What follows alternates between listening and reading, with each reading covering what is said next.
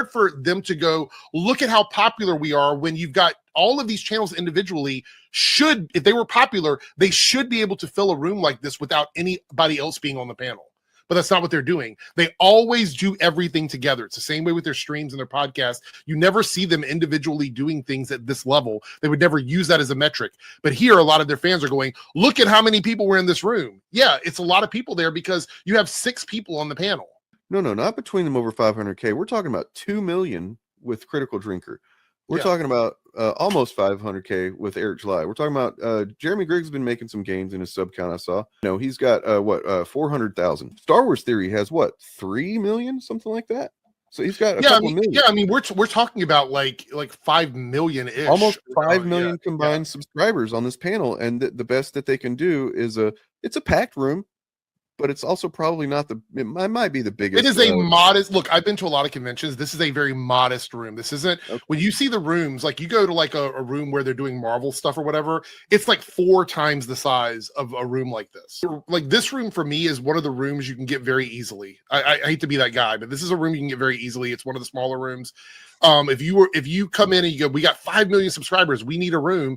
We're influencers, whatever you want to call it, and they give you this room. This is the modest room. This is the room you give to people that you're like, we're cool. Here you go, take this room or whatever. That's what this is. This isn't anything. Think about whenever you've seen like a Marvel panel or even something smaller than that, where like, there's like a couple of actors for a TV show or whatever.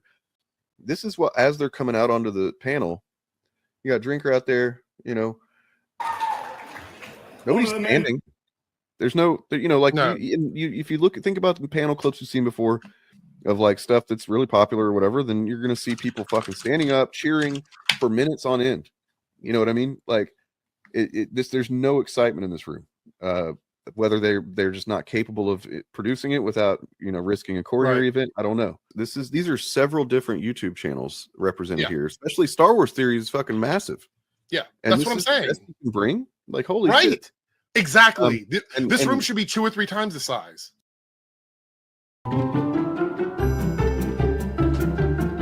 Movies in general, and comic book movies in particular, are basically built on physically attractive people doing incredible things. They exist in a world of hyper-reality where everything is just a little bit more extreme than what we have in the real world. The same physical laws exist, but they're not enforced as strictly. People are stronger, faster, they can punch harder and jump higher, they can take damage that would kill or severely injure a regular person in the real world. Why? Because when it comes to films like these, we don't want reality, we want fantasy. We want a world where the incredible is possible, where dreams and nightmares can come true, and where people can transcend the limitations of our mundane existence to become more than human. Superhuman, if you will. 1 minute, 37 seconds later. The thing is, women can't use size, strength, and physical dominance to get your attention because they don't have those things and they never will. We don't want reality. We want a world where the incredible is possible. The thing is, women can't use size, strength, and physical dominance. We don't want reality. They don't have those things. We want fantasy, and they never will. People are stronger, faster, they can punch harder and jump higher. They can take damage that would kill or severely injure a regular person in the real world. We want a world where the incredible is possible. They usually end up looking exactly like what they are. Smaller, weaker, uncomfortable pretenders desperately trying to be something they're not. And where people can transcend the limitations of our mundane existence.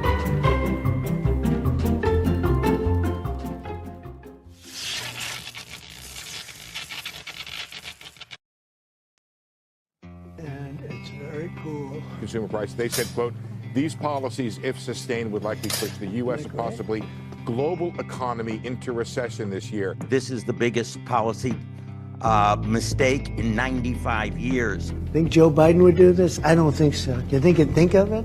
Do you think he knows what it is? I mean, let's be honest. If you put a tariff, you make everything coming in from abroad more expensive. That means people will buy less of it. They'll shrink their standard of living. If American companies take advantage of the tariff, which they always do, by raising their prices, that will also hurt the working class. On the one hand, we knew something like this was coming. On the other hand, the sweep and the scope of it does make you stop. Mr. Trump is right. It is a changing moment in American history and world history.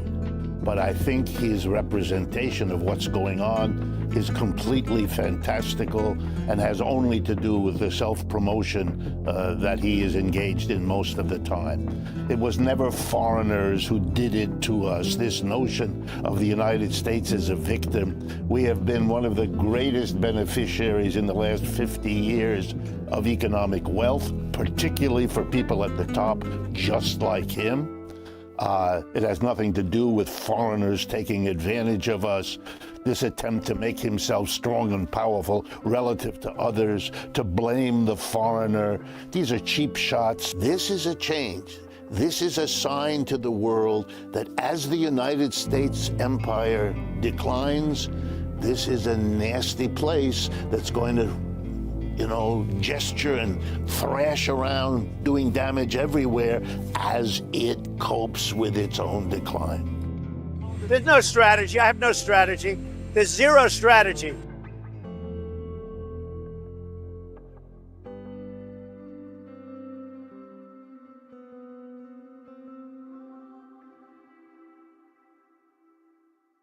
Welcome to every video we make. We use one little thing and then we build the narrative out of it. Brie Larson says one fucking thing and we make a whole video out of it. That's what we do. Words are flowing out like woke Mary Sue, objective truth. They don't mean much, but nothing ever does across the grift of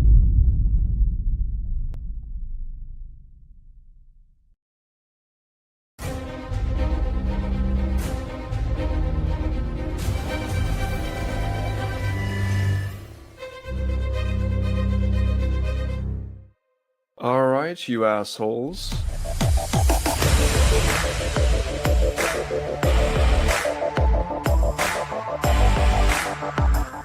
You can pick up the softback trade paper. The what now? How do you do, fellow kid?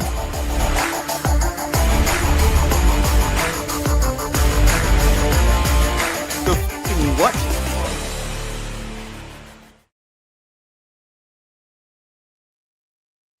Hell yeah. Pretty cool intro, man. Pretty cool. I like the guy that did that. Hello. Oh shit, it's just me and I'm huge. Okay. All right.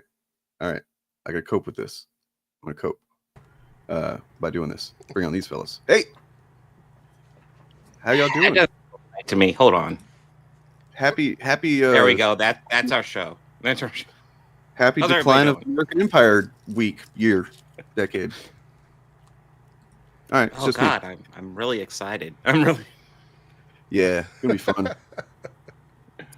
Man, yeah, you came right at the line there. I had a few clips, and I was like, I'll just play these a couple, one at a time, and then whenever Bob shows up, I'll start the intro. But I ran out of clips and started the intro. So there you are. Well, I definitely knew that. Yeah. Well, you know what? I actually have one more. Yes. I have one more real quick. This is just like a quick thing. It's like 20 seconds, but A E. coli feces addict. I'm not joking. I don't think so. Trump guzzles the feces of bacteria. He loves it. Of toxic E. coli bacteria. Elon Musk is an addict. He worships E. coli feces. I mean, look, when's the guy ever been wrong before? Yeah, I mean, I'm listening to that. I'm like, wow. Do I need to start listening to Alex Jones? I think so. He's looking good too. You know what I mean? So like, maybe what the hell? Turn a corner.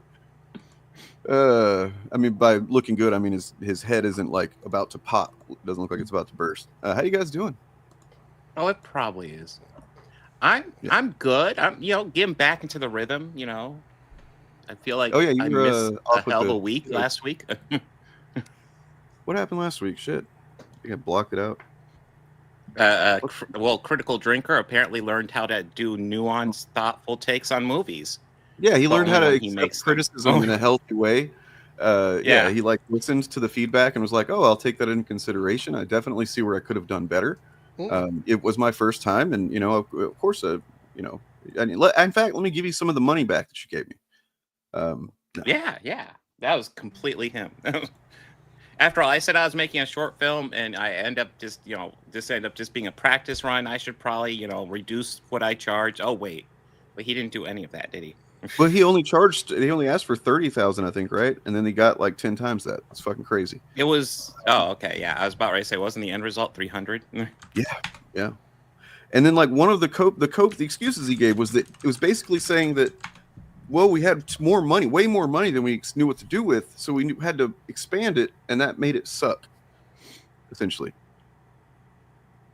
Which is interesting. I mean, essentially, it's him giving a nuanced take on how productions can get away from you, but somehow that only applies to his own productions and no one else. No. Well, yeah, the main three things I think were that too much money, so it sucked.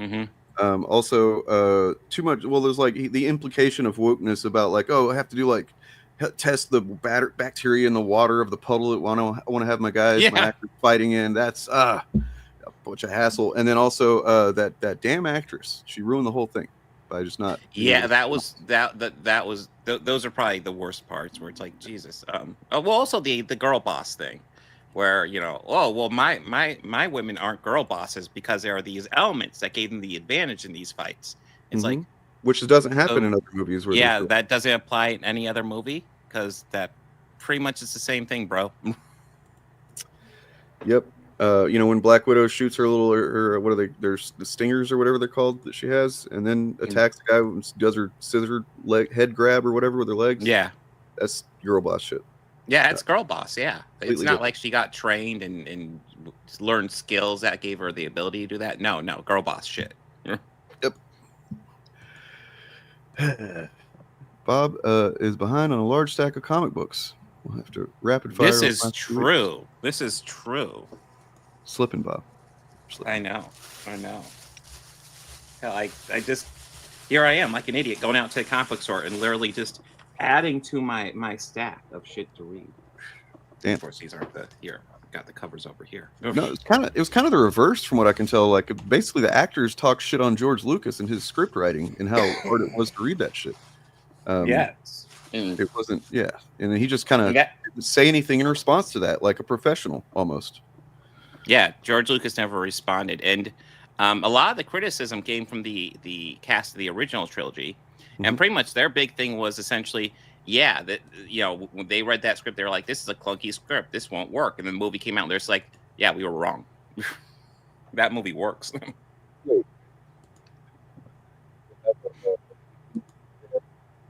You're kind of out, Dane. Oh, there you are. There you are. So you're saying that actors will have a negative opinion about the film before they start making it, and then they might change their minds later on after making the film and seeing the product? What? Like, I mean, I don't know. Mark Hamill wouldn't do that, right? Like, especially Mark Hamill's never done that. All right. Moving on. What do we got today? We're gonna talk about what did I say the show's about? Oh yeah, Eric July's sucking off AI. Yes. Yeah. Of course. There's also, I thought it'd be interesting to look at some reactions of some of these folks that we tend to look at about the tariffs and see what they're saying, as well as maybe see what we can figure out about how it'll affect us as just like regular fans. Sounds like a good show. Hopefully. I mean, I don't want to set anybody up for failure. Oh yeah, there's another thing that popped up that I haven't, put in the titles or anything because I wasn't sure what was going on, but like, you remember that guy Leo Convoy? He was buddies with really Just Robot at one point. Okay, yes. There's some shit going on between him and Ant that Ant is extremely pissed about. Like, okay. So I've got a spot to look at on his stream from yesterday, Ant's, to see maybe what's going on there. But essentially, I told him, dude, I know that dude's kind of a slime ball. So. Yeah. Yes. that sounds good. Yeah, I mean, I think with the second movie, they definitely, it was a different screenwriter for sure. So they kind of fixed a lot of the problems of the first one. Mm-hmm. Well, I mean, it was also a different director as well. True. Irvin Kershner, who was one of George Lucas's film school teachers. So. Oh, really? Yeah. I'm pretty sure I read that somewhere. So yeah. No, I mean you're probably right. That's just something I maybe didn't know or did at one point. I don't know. Let's see. I'm gonna check on this video that I should have a video premiering about 6 p.m. Pacific that I showed a clip from it beforehand. It's just me and this fellow Eric here who has nothing to say apparently. Who? Reacting to no, actually Edgier Than Now shows up at some point too. In that one, talking about, it's from like over a month ago, but it's pretty good. It's actually way better than I remembered it being. We just kind of casually destroy their entire grift over the course of an hour whenever they were at the MagaCon panel. Oh god. And so we kind of, just without even really trying, kind of tore that shit down. The one that had Geeks and Gamers, Young Ripa, Critical Drinker, Arcade Outpost, Star Wars Theory. So it's just a panel of winners. Yeah. Anyways, what have you guys been doing with content and whatnot? Me, I'm about ready to start editing my Captain America Winter Soldier video. Got a little bit delayed because my money's tied up and my freaking Adobe renewal came up. So it's going to be a couple days delayed on that one, but that will be out probably within the week. Well, Adobe's one of the worst, most egregious people to deal with the payments. It's really bad. So like, when I've actually in the last several months, I kind of got like off schedule on my payments with them for the first time in 5 years. And like, so basically I am a couple of weeks behind on my payments, but they just, they send me a pretty aggressive message every single time I open something, but like, I just X out of it and then pay them whenever I can pay them. Is that not what happens with y'all? I mean, like if you ever want to change your payment system or cancel with them, it's almost impossible. Oh yeah, I've heard about that. I know I have to change my payment system, but also I can't get into my program. Damn.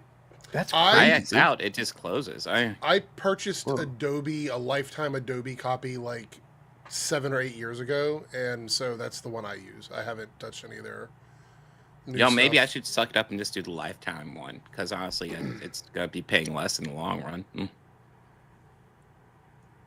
So there's a thumbnail for that guy. Look, I made it say MagaCon. Oh.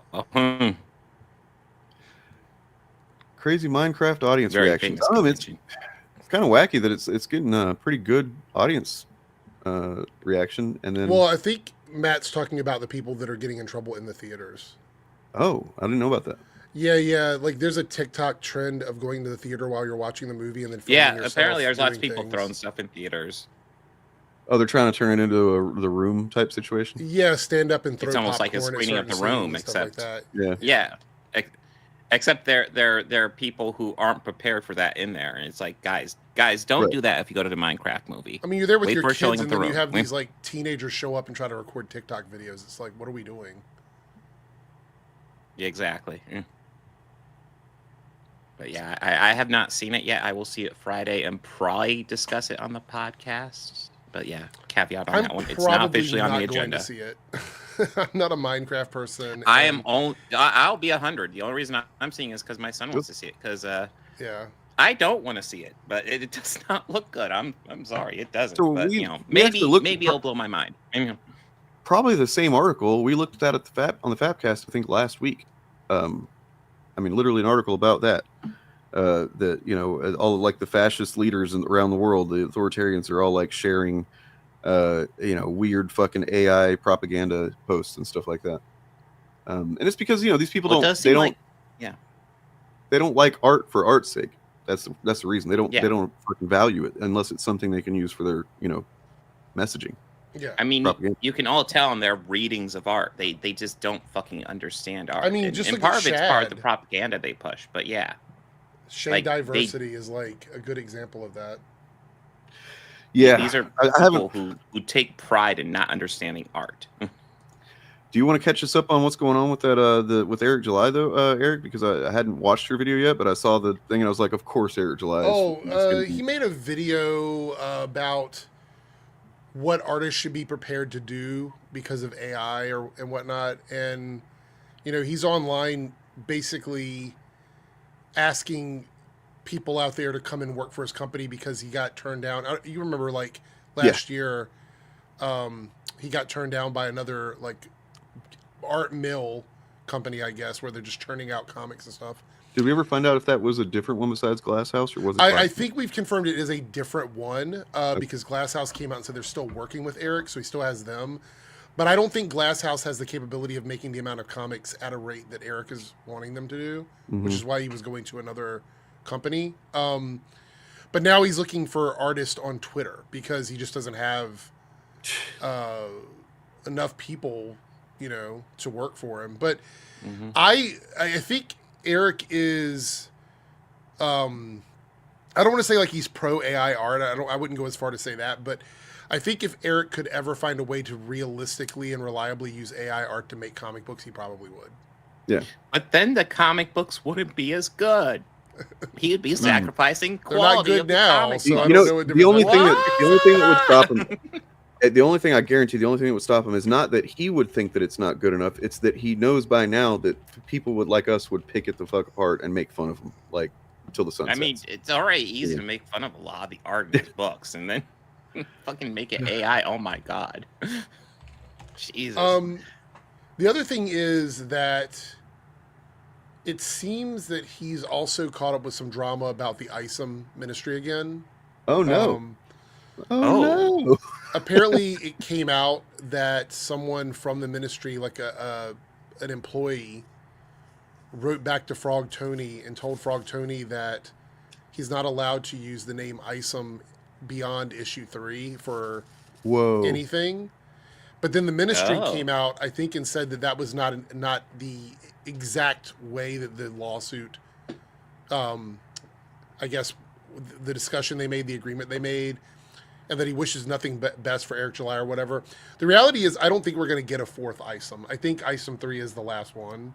Man, you know, I'm really looking forward to that too. Yeah. So and then there'll be a soft reboot, which is something Eric's totally supports. Right. Yep. He's always said that. You know, I'm all about rebooting these characters and starting over with different. You know. Oddly enough, ISOM was the character that has made the most money per campaign for Eric, but probably also the worst character, the least talked about character out of everything he's created for the Ripple. Oh, for sure. I mean, even Horseman is more popular than ISOM in terms of like conversations.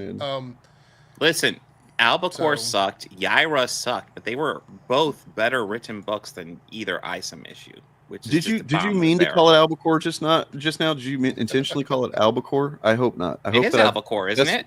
That is it. You're right. Okay.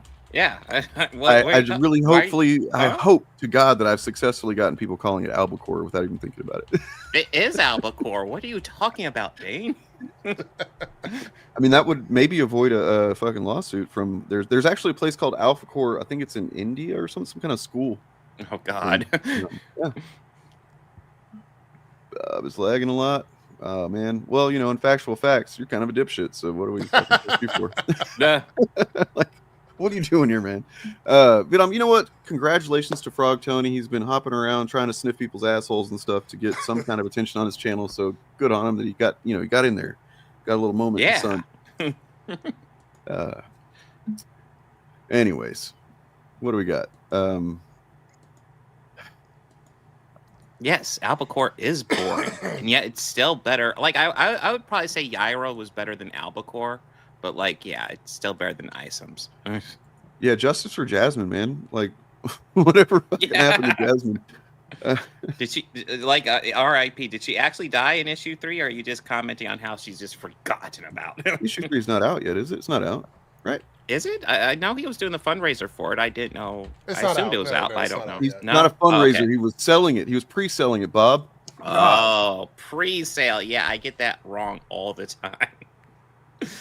Because I don't understand business.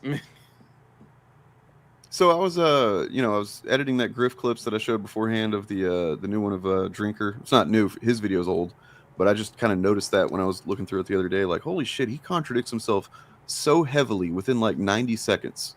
You know what I mean?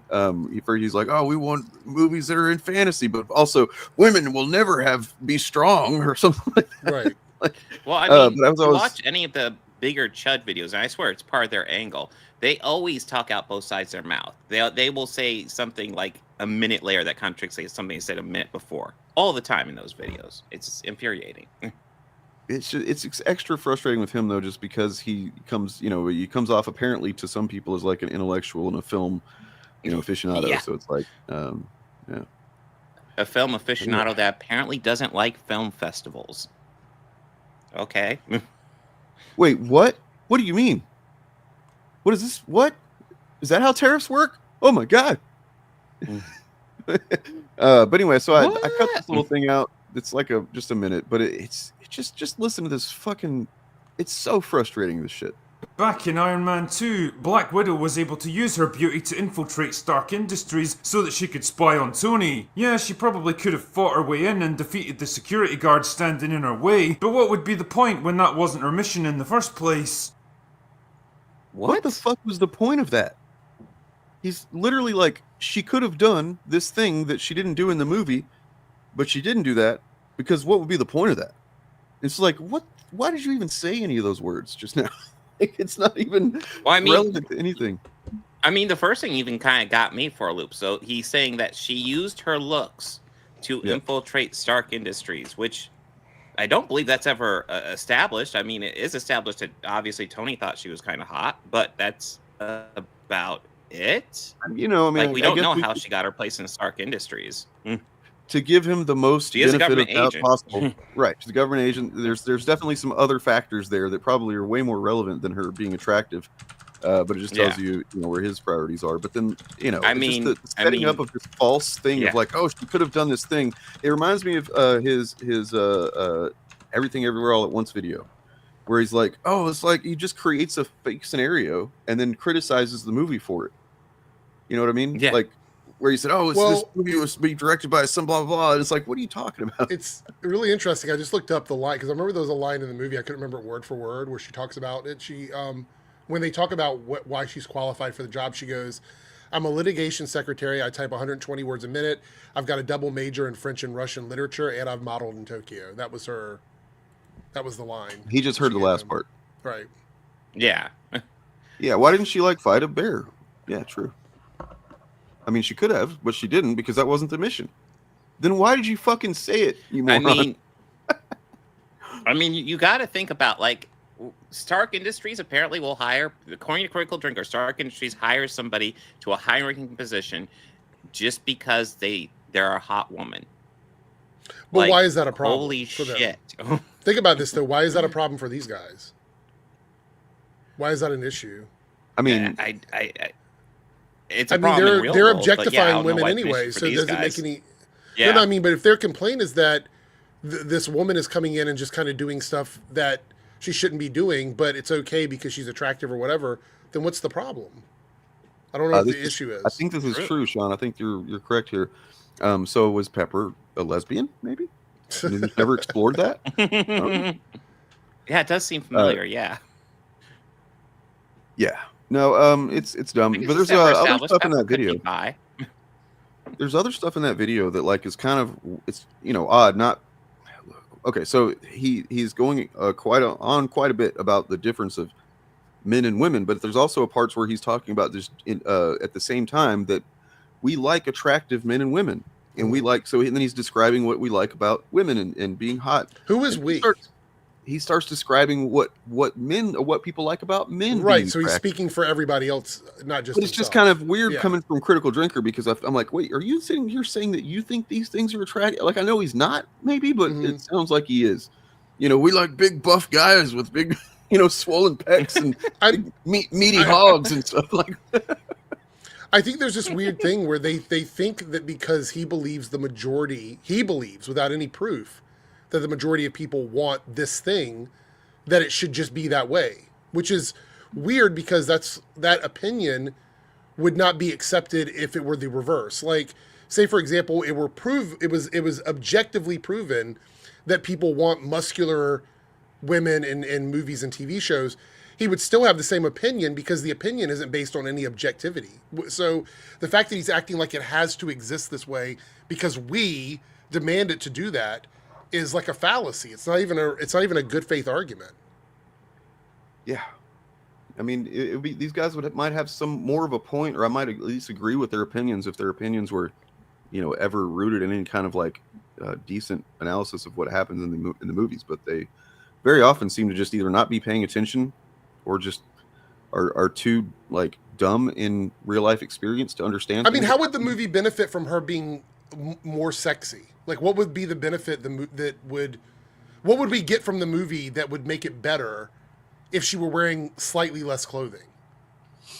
You know what I mean? Like, what benefit is that to the film from an art standpoint? Well, I mean, the video, by the way, the whole premise is whenever Black Widow came out, the movie, Scarlett had said some stuff in the press about like she's glad that now Black Widow isn't just defined by her looks or whatever. Like she's referring back to her first appearances. And it's like, yeah, I mean, other than saying these are the things that I can do, she was defined by, in that movie, being hot, yeah, and fighting people while looking hot. True. There wasn't much more to her than that in that movie, the first one. So, yeah, they added some stuff throughout each movie after that. But yeah, so she's just saying she's glad that the character got the chance to do more and be more, especially. God, it's so weird. It's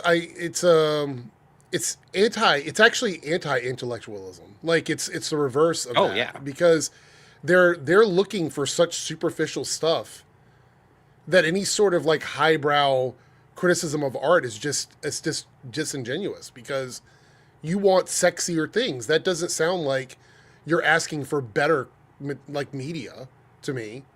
You're not asking for films that say something, because if that's the case, then all you see Black Widow is a person with boobs and a vagina. It's like when she dies, oh no, there's one less vagina I can imagine that I'm doing something with. Oh no, I mean, he says some really fucking garbage shit in there. Like, yeah, he's kind of like Richard Meyer, but just not as gross about it, not as obscene about it. He's like, he says something about oh, I hate to say it, but bad impression. I'm sorry. But he's like, guys don't like to look at women that are dressed like in a burlap sack and blah, blah, blah. He's like essentially saying that if you want to have a successful female character in a movie, she needs to be hot. She needs to be dressed hot. And, I mean, just watch porn. Right. I mean, yeah. I mean, with a lot of these guys talk, I am really confused. It's like, there's nothing wrong with that. If that's what Porn. you want, it's out there. Just go watch it. Go watch a parody.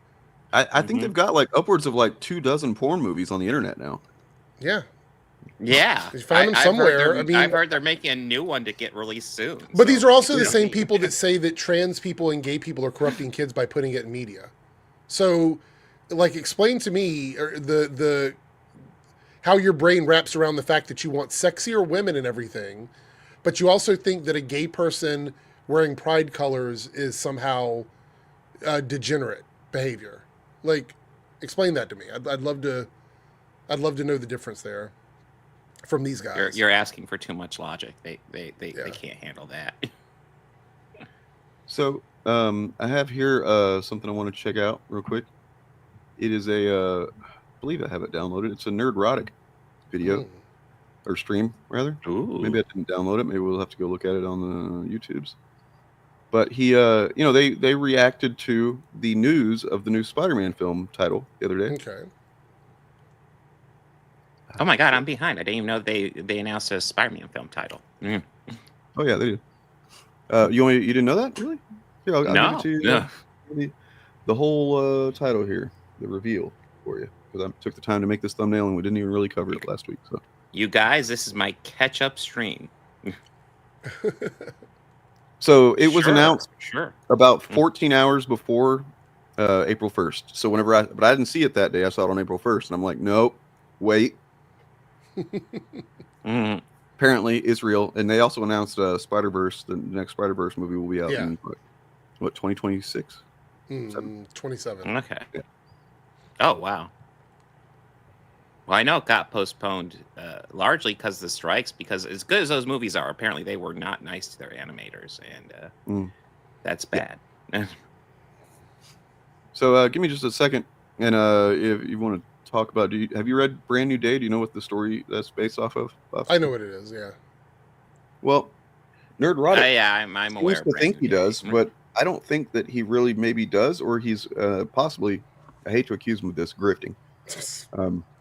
But we'll see. Let me find this. What? Are you saying he might be a fake comic book fan? Because I would never say that. Without proof. I know. I shouldn't be so flippant with the name calling like that. I mean, I did love Polaris in Deadpool and Wolverine. I thought she was a great villain. And I really like how Madam Hydra is going to be in Thunderbolts. You know, clearly, yes. I mean, I loved her role in Falcon and Winter Soldier and Black Panther, Wakanda Forever. She was great in those. I mean, she was actually in Agents of S.H.I.E.L.D., but they wouldn't know that because they don't watch the stuff. Oh, no. Oh, wow. Guys, we might have a special thing to watch here. Because he just put up a video 2 hours ago called How Hollywood Ruined Fandom. Oh, no. I noticed he did that. Yeah, I have no idea. We could do like a live here the first time watching it together kind of shit. Oh, we'll premiere it here. It'll be great. All right, where is this fucking Spider-Man video? I know I saw it. I know I did.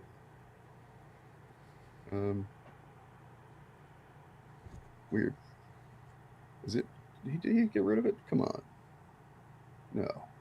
Couldn't have. Did he, wait, the one he just uploaded? Yeah. No, he's looking for his Spider-Man one. It's probably on Nerdrotic Daily or something. Yeah, that's right. They got like 7 channels, so they can upload beyond 3 videos a day.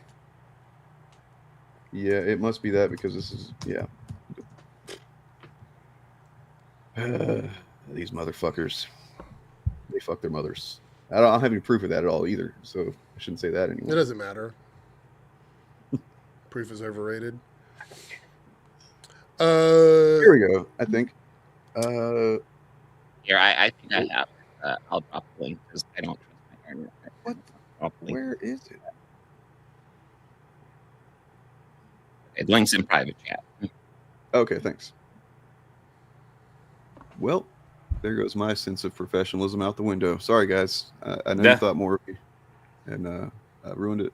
And I'll take the time to earn that back. Listen, anybody who watches my live streams knows going in live streaming, as I've always said, it's a disaster just waiting to happen. Every step is just on the pinnacle of being collapsed.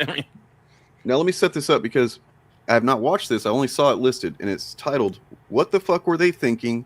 Spider-Man 4 title reveal is a slap to the face of comic book fans." And I'm like, wait a second, but like, so here's what I'm predicting, and I will say if it's wrong, I'm wrong. But it seems like what he's trying to do is use One More Day, which is different than Brand New Day, because One More Day pissed everybody off. Everybody's still pissed off with that shit.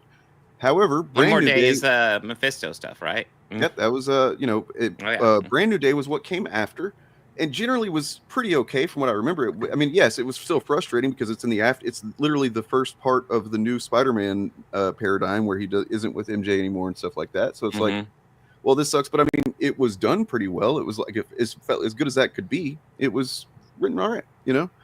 That's not the one that pisses fans off. And then when you really think about this, they've already done Brand New Day in the MCU. I mean, I'm sorry, One More Day. That's basically what No Way Home was. Right, because of the whole spell. Way better, everybody though. forgetting. Oh, way better. But like, I said that the other day, and like, I don't know if it was Morgan or somebody was like, "Wait, what?" And I was like, "Yeah, think about it. You literally, I mean, no, it wasn't Mephisto, but he used magic basically to fucking get rid of his relationship to MJ and make everybody forget his identity, which is exactly what happened in the comics. It's like, oh shit. So yeah, they've already done the thing. Essentially, Aunt May even died. Aunt May. Yeah. What she didn't do in the comics, that was actually what it was about. Well, yeah, but I mean, yeah, you can let it flip, but yeah, so I mean, her maybe death I'm was wrong. involved. Maybe he's doing some other kind of grift here about the title and being a slap to the face, but this is just what I, kind of guessed after seeing it. So we'll see. Can you name the 3 Spider-Man Tom Holland movies? Yeah, here he comes. Here he comes. Yes. Spider-Man. And he's back. And the other one, the last one is the Goblet of Spider-Man. Harry, Spider-Man, and the Goblet of Man.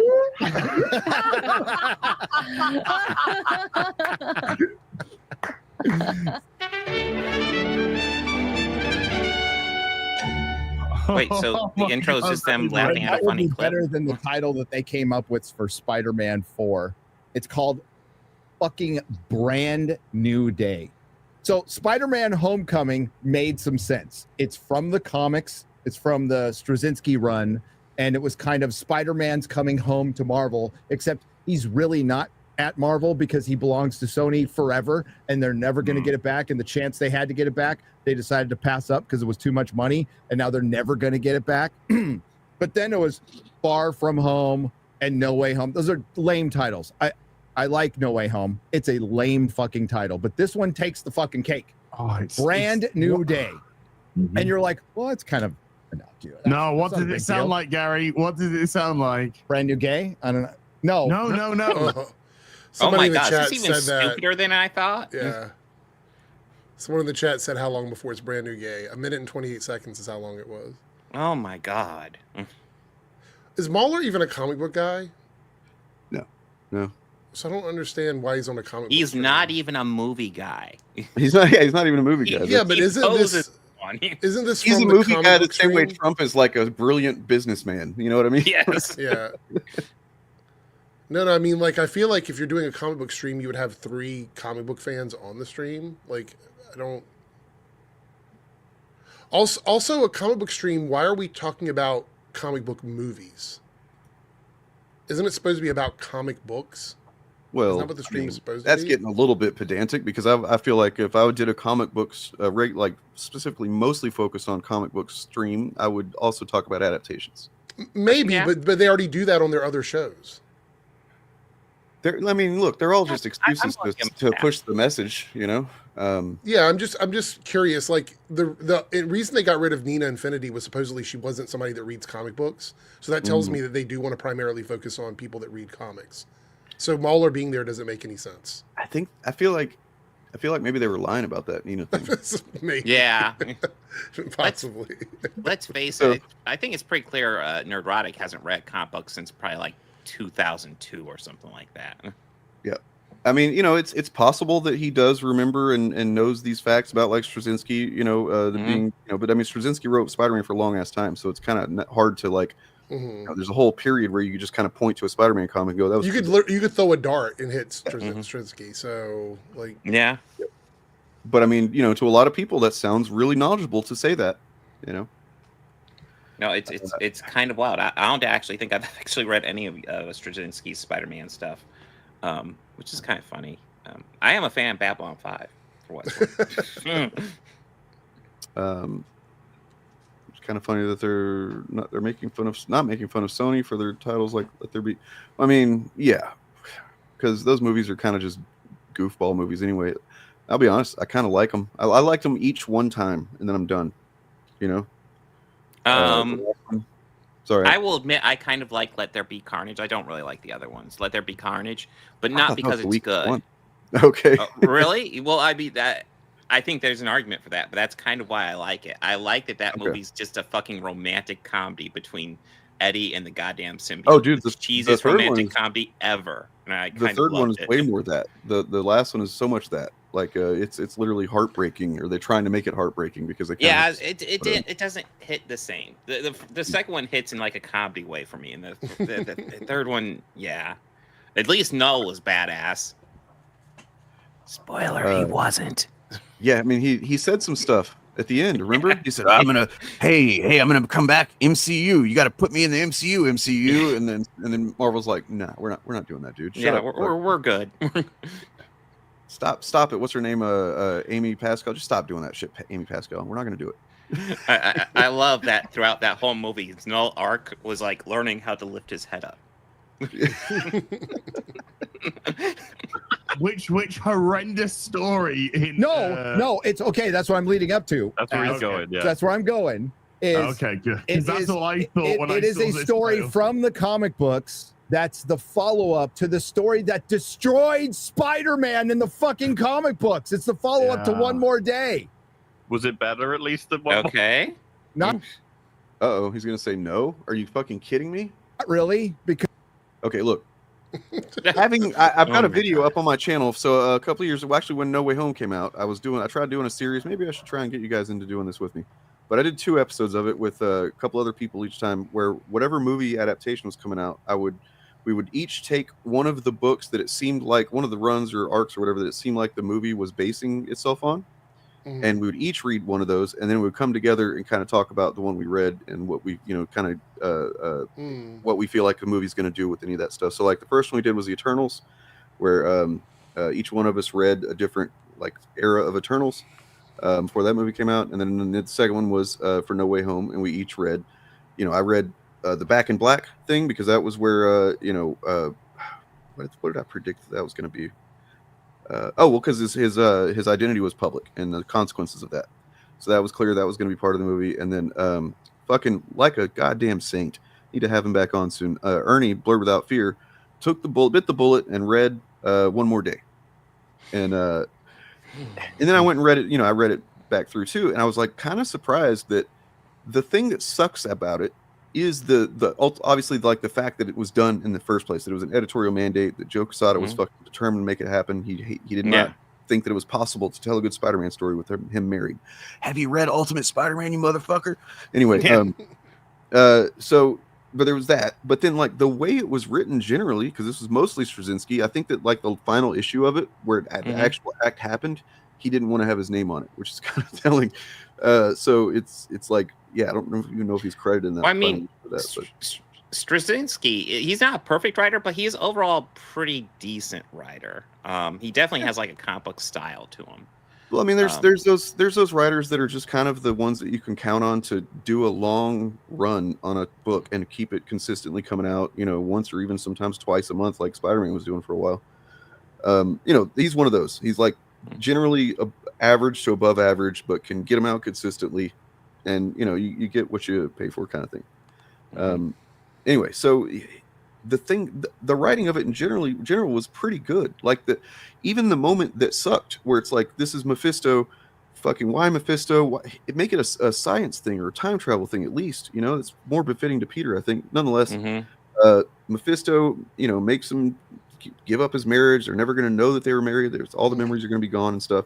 But like them talking about it was actually pretty good. It was like the way it was written, because she has agency in the conversation. She gets to talk it through with Peter instead of just Peter going, I'm making this decision, and MJ is just like, oh no, they actually talk about it for a while and stuff, and it's actually done pretty well within the context of being a very fucking stupid move editorially. And you bring up a good point, because they could have done it well. I think hinging it on Aunt May's life was probably a bad call, but there are things you can hinge that on where it's like, okay, I can kind of see where something like that has to happen, like they did in No Way Home. Like, I want to comment here though on Sean's comment. It feels like the writers hate the idea of heroes being married. I would say one of the issues with a character like Peter is, even though MJ has been like the de facto love interest for Peter, a lot of Peter's stories have romance coded into them with other characters. And they're like a soap opera appeal to them. The original Spider-Man book. Yeah. Once you take that away from him, it limits the kinds of stories you can write. I know that sounds weird, but I do remember at the time this happened, I think it's like 2008, 2007, 2008. One of the issues that was said was that it limits the stories that Peter can have, because MJ's always a part of it, no matter what. So characters like Black Cat and stuff like that, they can't have that flirty nature because it makes Peter look like he's cheating on his wife. And that was part of the problem. I'm not saying you can't do that, but that was one of the issues they had with I mean, I have a pretty nuanced position on this that I don't know if anybody would really agree with or not, but like, if you want to hear some really good takes on it, Ant Gramutli had just put a video out on this like a week ago. And the whole thing and like how it happened, he's got his opinion on it. I don't quite agree. Here, my thing is this. I think it sucked that they did it the way they did it. I think I get the logic behind it. I don't necessarily think that it's impossible to tell a story that is, true to the roots of the character while he's married. I just think it's probably really hard. But also I am glad that he is not married because of this. Sean also says it ages the characters. That's another reason why. It's a multitude of reasons. That is one of them though.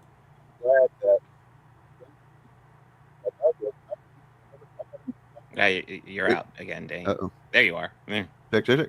When I got into reading comics, Peter was married, which was something I didn't relate to at all. And then I found myself, kind of like enjoying more whenever he wasn't married, or going back and reading before he was married and stuff, and like, oh, this is kind of more fun. He's literally married to a fucking supermodel. You know what I mean? And he's getting laid all the time. They have a great relationship. That does kind of remove some of the fundamental stuff that makes Peter, a good character, or at least a relatable character. He's awkward. He's, had bad luck with women and stuff like that. And it's that's kind of what Brand New Day did, though. It kind of reset him back to that awkward, struggling for money, looking for the next dollar while still being Spider-Man, no family. You know what I mean? Like, all of that was included in Brand New Day. Here's why I don't agree with this, man. Well, like, I know I get what you're saying, yes, but at the same time, I like that people that aren't me, like younger people, can still get into Spider-Man and have a similar experience to what I did, or whenever Spider-Man wasn't married, or whenever people were first reading Spider-Man, like the thing that made him popular in the first place. I am not so selfish that I'm just like, I want him to be what I think he should be. And these little kids that can't, relate to a married 30-something-year-old college professor, fuck them. You know what I mean? Mm-hmm. Like, I like the fact that there's an entry point for people, because now you've got Ultimate Spider-Man, which he's married, he's got kids, they're all doing spider stuff at this point. Spoiler alert. Well, not MJ yet, but there's also an argument about the will they, won't they angle of these kinds of stories, because you can drag it on for as long as you want. You can introduce possible tension with love interest. For example, if MJ and Peter are just seeing each other and another hot guy comes along, it threatens Peter's relationship with MJ, and then you have that, dynamic. Or the same thing with like a Black Cat situation where you have another woman that's in the picture and stuff like that.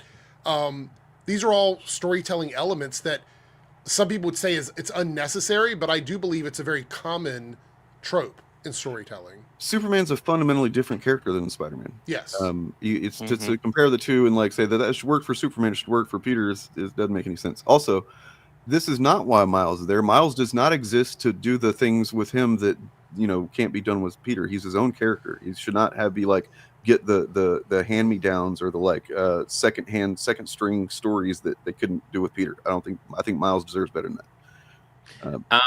I think I'm a bit more nuanced than you guys. I think I won't lean towards keeping them together. But I do understand where you guys are coming from. I don't really have a preference for either. Like, I'm not arguing for either one of those. If he would have been married, he would have been married. If not. But I'm just saying that I think from a writing standpoint, having Peter living with the Avengers, being married to MJ, not working for the Daily Bugle anymore, like all of these things that made him who he is, I believe so much of that change almost fundamentally changes the character for a lot of people. That's what I think. But I'm not saying I care for one version more than the other. You can remove like one fundamental thing from Peter or Spider-Man, like for a little while in the comics, and it'll still work. Like, because you're kind of getting outside the box a bit. So like, for example, for several years he was a fucking millionaire, CEO of a corporation, which is weird. That goes against the whole thing. He's always been kind of a poor guy, struggle with rent and all that stuff. But everything else was essentially the same. He was still having trouble with women.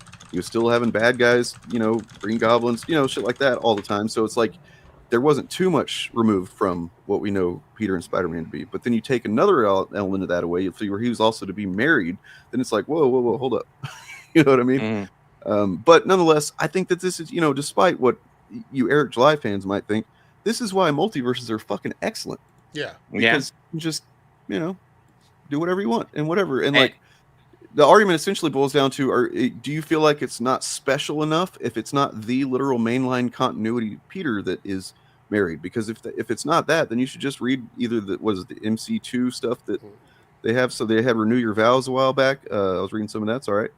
I would also argue that their marriage is actually the happy ending for the character. It's almost not a beginning. It's more of like an ending for the character. True. I will say one thing that does frustrate me about all of it is I think Mary Jane's a cool character, and the little bit I've read of Jackpot, thoroughly unimpressed. Well, she's not Jackpot anymore. She's Venom now. Spoiler alert. Yeah. I hated the Jackpot storyline. If I never hear that again in my life, I'd be fine with that. The new Venom. Man. Al Ewing did a all new Venom thing, and it's like they've set up the mystery from the first issue. Like, who is this new Venom? Is it Flash? Is it Eddie? But it's not. We know it's not Eddie because he's Carnage now. And trying to control the Carnage symbiote and use it for, whatever. But like, so it was a mystery, and turns out, apparently, I haven't read it yet, but spoiler alert, it's Mary Jane. Well, now I need to track down a copy of that because that sounds kind of interesting. That's the reason Ant made his video, and as he explains in that, like the real problem is that they don't know what to do with Mary Jane. Not that, and I agree with him on that. That like they just keep, she's Jackpot, or now she's working for Tony Stark, or whatever the hell. They've done just random shit with her because they don't know what to do with her. She's a character people know and love, but if she's not with Peter Parker, then what do we do with her? So I don't know, just slaughter in here, slaughter in there, do this. Yeah. I think she was Spinneret in the Renew Your Vows stuff, Simon. Anyway, you guys seen Napoleon Dynamite? Yes. What's his name? Uncle Rico? He's like, he's stuck in the fucking glory days, man. He used to play football, and he's that kind of guy. Nerdrotic's literally doing that with this footage right here. Oh, oh Jesus. This is him going, oh man, remember the fucking the comic shop that I fucking ran into the ground because of, I don't know why it happened, but and I mean, is this his comic shop? Yeah, it's Comic Outpost. Yeah. Oh yeah, it is. Yep. Maybe security cam footage. I guess so, or what?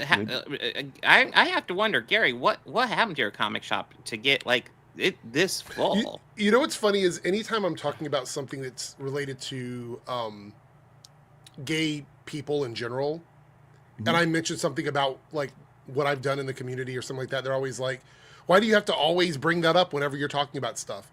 Why is it whenever Gary needs to validate like comic book reading, he shows clips and videos of him in interviews and things like why is that necessary? I mean, if you're going to complain that I do it or that we do it, then why is this necessary? This doesn't make any sense. The same reason double standards. That Drink, I haven't heard Drinker really mention it as much, just randomly himself. I don't know if I've ever heard him, but like his fans will definitely bring up that he fucking writes novels or whatever. Right. So New York Times bestsellers, I'm sure. No Way Home is a better name than Comic Outpost. Okay. I mean, kind of random, but sure. So the interesting thing is, by the way, a couple of weeks ago, you guys might have heard that I just wanted to see what would happen if I got a subscription for a month to one of those background check services, and the guy I looked up was good old Gary. There's actually a couple of listings on his record for Comic Outposts at different addresses. One of them literally called Comic Outpost 2, and I'm like, wait, did he fail at it twice? I don't know. I don't know the details. Don't know the story there. But it's possible that he literally fucked it up twice for himself. So he got rid of it in 2008, literally the year that Brand New Day came out. I believe it came out in 2008. So just another 14 years, huh? Damn. Yeah, that 2008 January, actually. So yeah, right there. Yeah. So I think I was pretty much right. He's trying to do panic.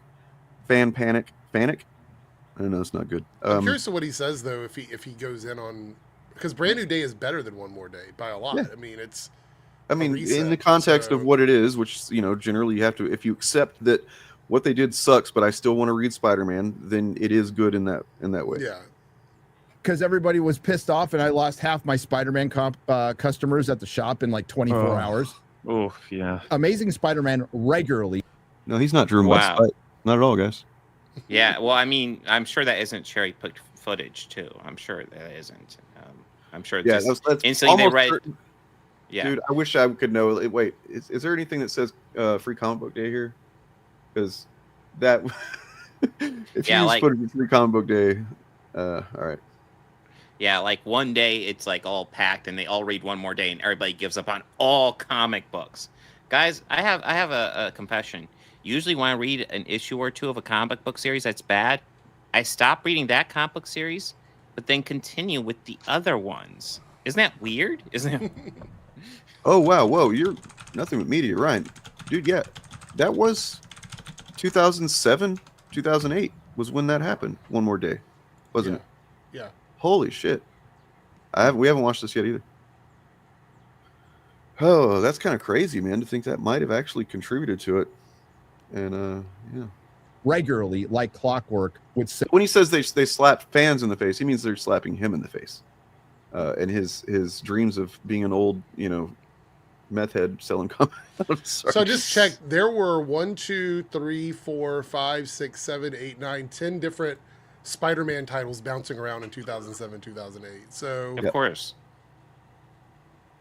Don't want to think about how many X teams there were floating. And they were around coming at out that 3 time. times a month. So he's saying this one run killed his Spider-Man fans when things like Sensational and Friendly were both still running stories. Yeah, but I mean, this was like the main Amazing Spider-Man was the main one, and also that was the one that was coming out, or maybe other ones were too, but it was coming out twice a month. Actually, I'm not downplaying that. I'm just saying to act like this is the only thing that people had for Spider-Man to engage with is a little disingenuous. I mean, he's not even saying it's just Spider-Man. He's saying like all comic books, like it collapsed his whole comic book store. I assume he didn't just sell Spider-Man comic books. So I think that's wild. So like everybody was just coming to a store to read Amazing Spider-Man and just was like, "Fuck this," and it just quit his store. It was a big seller. Like, to be fair, I'm sure it is, but like it's not the only book. It's not. No. Sell over 100,000. This is when it started dipping into the 50, 60,000 territory. Amazing Spider-Man, your flagship book. I mean, Spider-Man is like Mickey Mouse to Marvel. No, like, flagship for Spider-Man. Oh, Dane, I can't hear you. Uh-oh. Check. Check. It's weird. Occasionally, like it's like we can hear you, but you sound like distorted, and then weird. you'll come in clear. It's wonky. So he's using, comparing to Mickey Mouse. Is Mickey Mouse always with Minnie Mouse, or do they have it so that they just kind of? I mean, if people are wondering, right now in comic books, they did just do a relaunch of Amazing Spider-Man, which I just picked up. We'll see how that goes. But right now, the comic book titles that are selling off the shelves massively are just pretty much anything with Absolute at the beginning. I wanna, and don't get me wrong here. I'm not defending Gary whatsoever, but I do want to make it clear that what the thing was that really pissed a lot of people off. It was people that had been, adults, like older men, basically, who had been reading Spider-Man for upwards of a couple of decades, maybe at that point, for many of them, or more, who had followed Peter from being the shy, nerdy, awkward kid to Gwen Stacy, to the death of Gwen Stacy, to then Mary Jane, and then look, they turns out they get married and they're happily ever after, except you get to read them being happily ever after and making weird, obscure sexual position references. I'll pull that up in a second. But like, and then suddenly it's like, oh, they're not married and they never were. You know what I mean? Like it is kind of a slap in the face, to be honest. It's just that, like, dude, you're like 56 years old and you're really actually pissed off because clearly because your comic book shop was affected, not because you cared that much about the character or the story or anything. And you're just using it to, try and rile up, resentment with your fans. Nothing But Media here. By the way, go check out his channel, like and subscribe. It's a great channel. But anyways, he brought out the Clone Saga. I actually quit Spider-Man books during the Clone Saga. A lot of people did. I did not get into it. And then I just moved over to X-Men, and I got into X-Men stuff. And then they did Age of Apocalypse shit, and I was all into it. Like, I just think very recently, Spider-Man was in a run by Zeb Wells that just seems to be universally despised. I've read some of it; it doesn't seem that bad, but it is kind of not the best. It's weird. It's wonky. It's like I don't like the stories, but like the storytelling is decent. So it's weird. So, yeah, but like, but they ended that, and now they're they've done the 8 Deaths of Spider-Man, which I read some of that's pretty good. And now they're starting off brand new #1 Amazing Spider-Man again, and it seems to be, like that's just what comics are. And anybody that acts like any of this stuff is like, and well, except for the Mary Jane and Peter thing, yes, they still have not gotten back together. That was part of the thing pissing people off with the Zeb Wells run. Was that she's actually with some other guy that's like a douchebag or whatever. Anyway, you just go to another book and read another thing. You're like to get upset about it because that means you don't understand the nature of these comic books, which is that they are going to go on for as long as people will buy any of them. As long as they sell anything, they're going to sell them, and that means that you have to change things up now and then. You have to kind of, change up the formula in order to get people excited again because they don't. The people that are consistently going to buy comics every week or every month or whatever don't sustain this industry.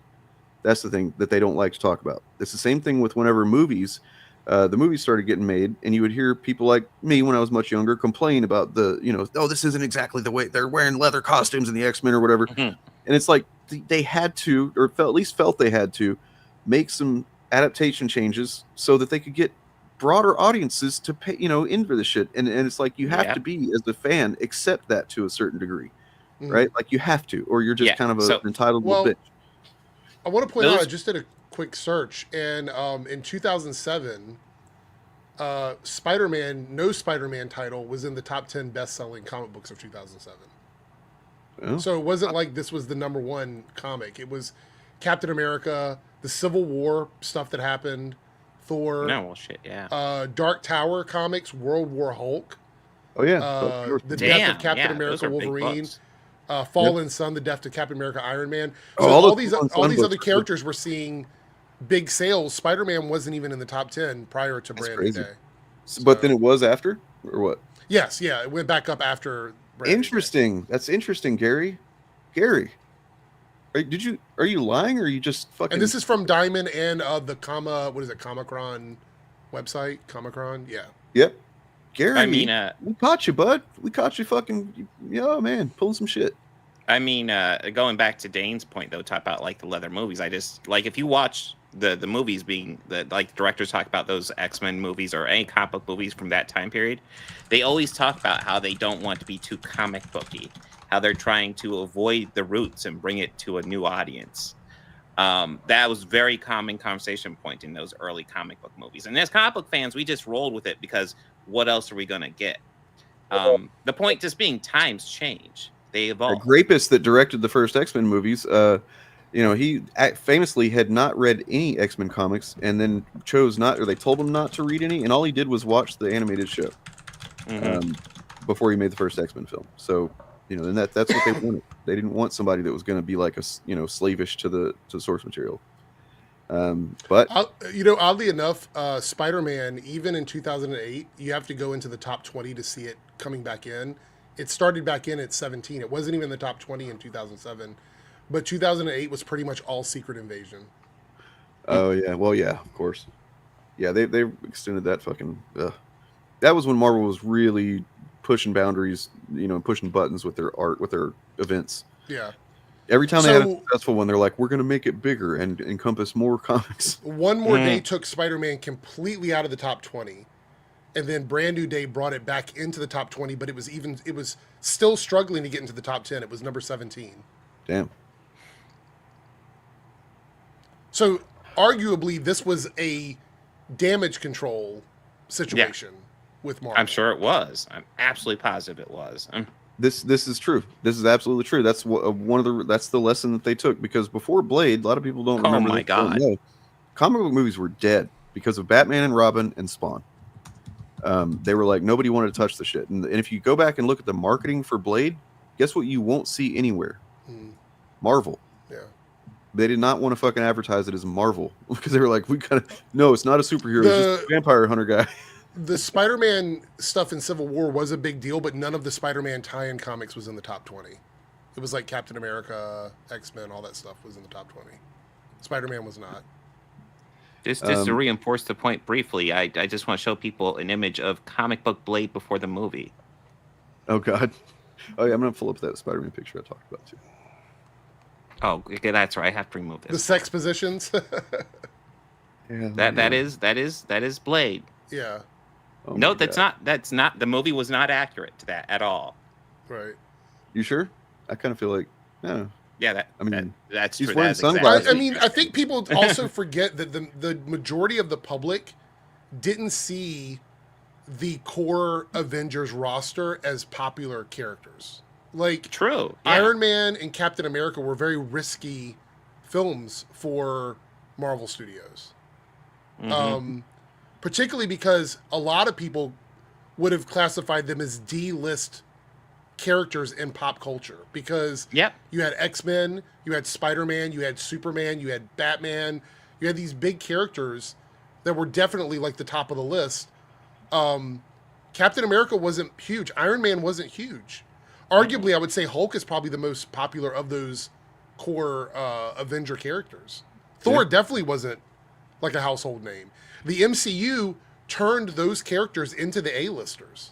Yeah. They became the A-listers because of the MCU. Going into the MCU, the most popular comic book characters for DC, obviously, is the Trinity, and they took them a while to finally do a fucking Wonder Woman movie. All they did was Superman and Batman for a while. And then for Marvel, it would almost certainly be Spider-Man, Wolverine, and Hulk. Yeah. So Iron Man leading a franchise, that's not going to sell. What a terrible idea. Why do that? However, I will say that I'm glad that it happened because those characters had great comic book stories that nobody knew about because they never got the appreciation they deserved in the comics. True. Spider-Man merch is the biggest merch in the world. He is by far the largest, and it's not even by a little bit, it's by a lot. I mean, we're talking difference in billions of dollars for Spider-Man as a merchandising thing. So why do you think Sony doesn't want to give up Spider-Man? I mean, that's the big reason. Yep. I mean, like, I know, people who have kids or whatever that are like, teenage girl that like reads no comic books whatsoever, but like loves Spider-Man merch because she just fucking, loves the look of Spider-Man, I guess. I even asked sometimes, is it Tom Holland? Or you thinking nope, just like Spider-Man. I don't know what it is. There's something pretty, just like, I don't know how to describe it.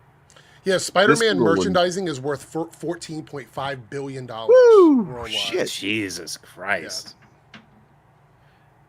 And I mean, it's notable that those movies can still hit, nearly $2 billion, the last one. And in case any chuds are watching, just FYI, Marvel/Disney owns the toy rights to Spider-Man. That's not Sony. Yeah. Yeah, well, I mean, that's a fact, Bob. You can't introduce facts. Oh, sorry. I introduced a fact. Yeah. Here. Phase for a long time for the logo of Marvel. And they decided to go with the fucking... And this movie could be great. I don't know. We know that... I guess I heard the Chameleon's going to be the bad guy, which might explain the Punisher and the Hulk being in it. Kind of. Can't really explain the Hulk, but we won't get into those details. But if they wanted to really spell out that comic book fans, we knew this, but we don't give a fuck about you anymore. It's they might as well. Real quick, how many of you guys have read the Age of Ultron comic book?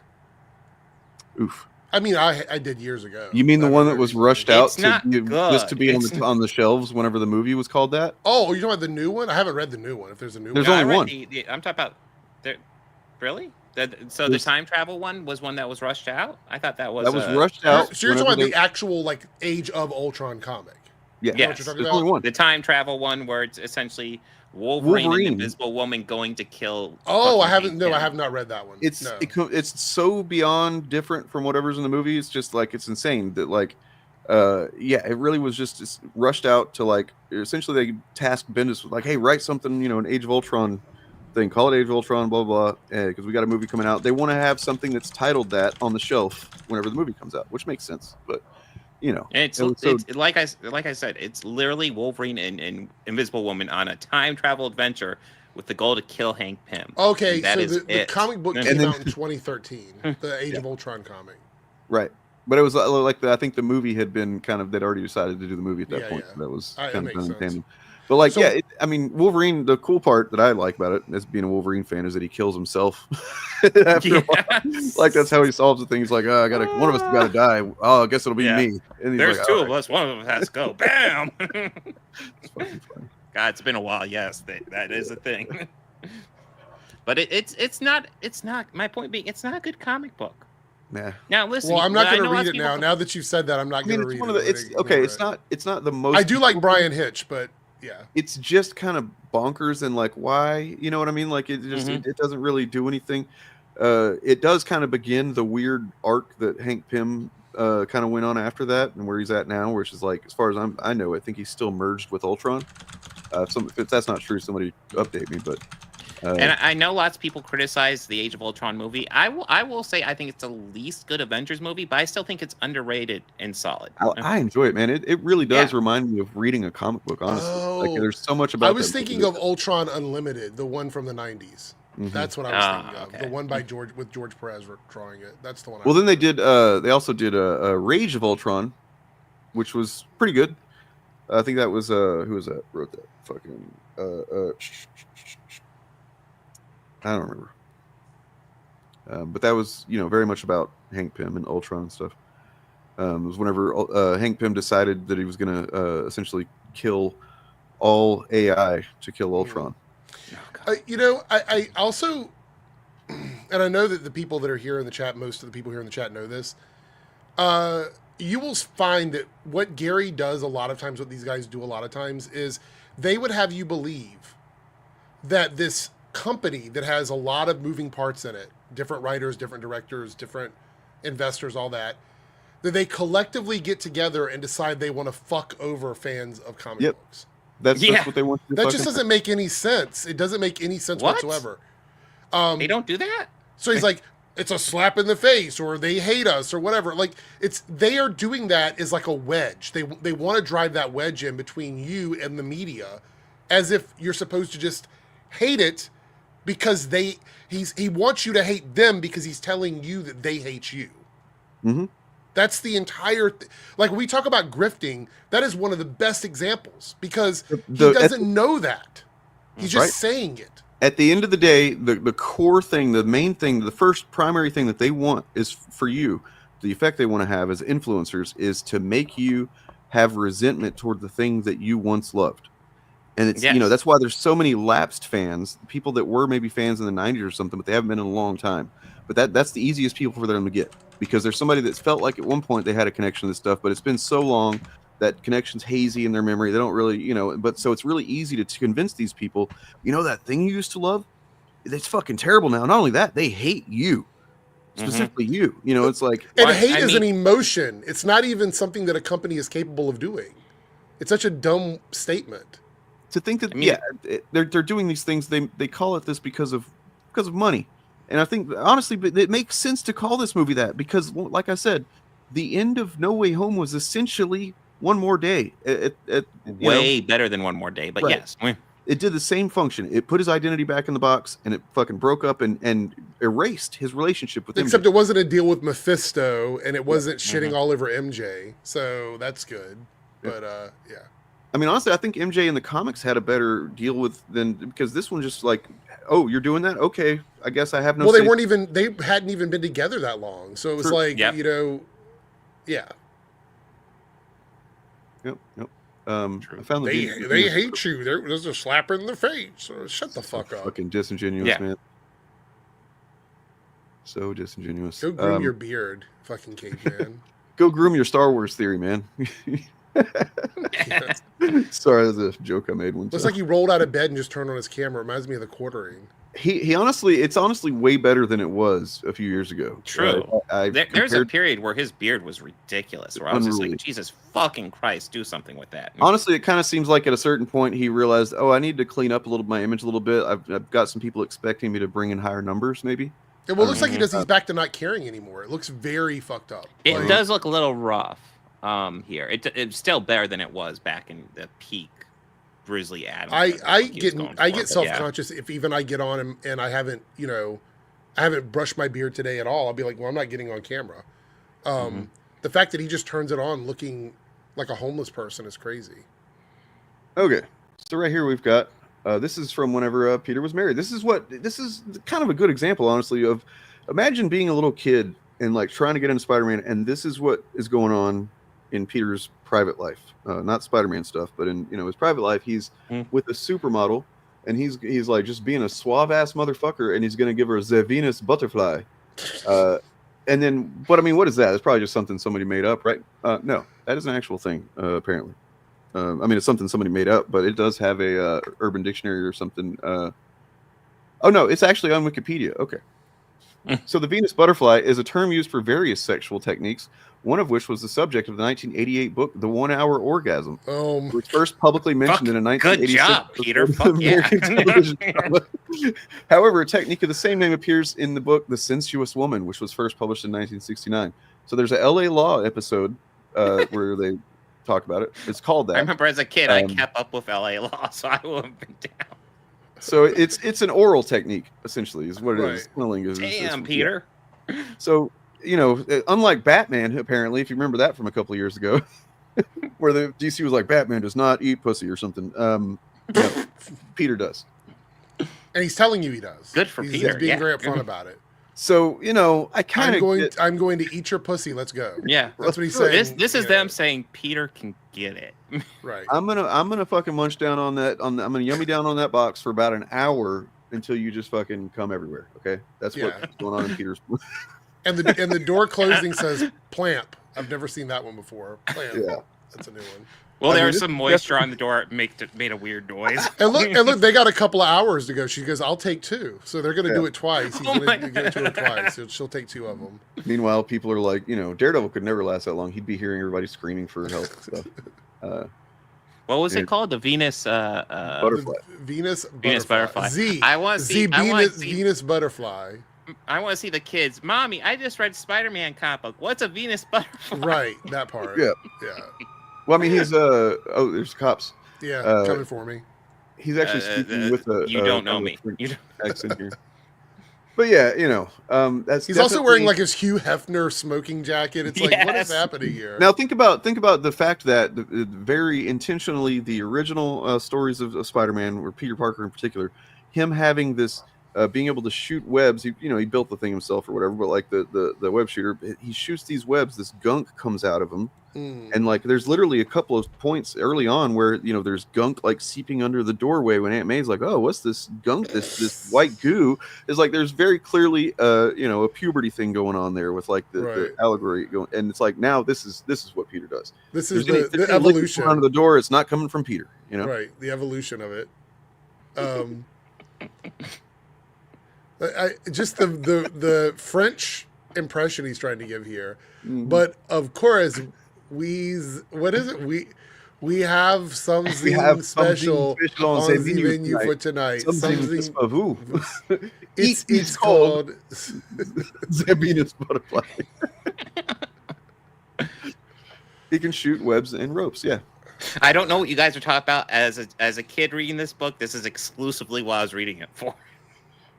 I mean, it is.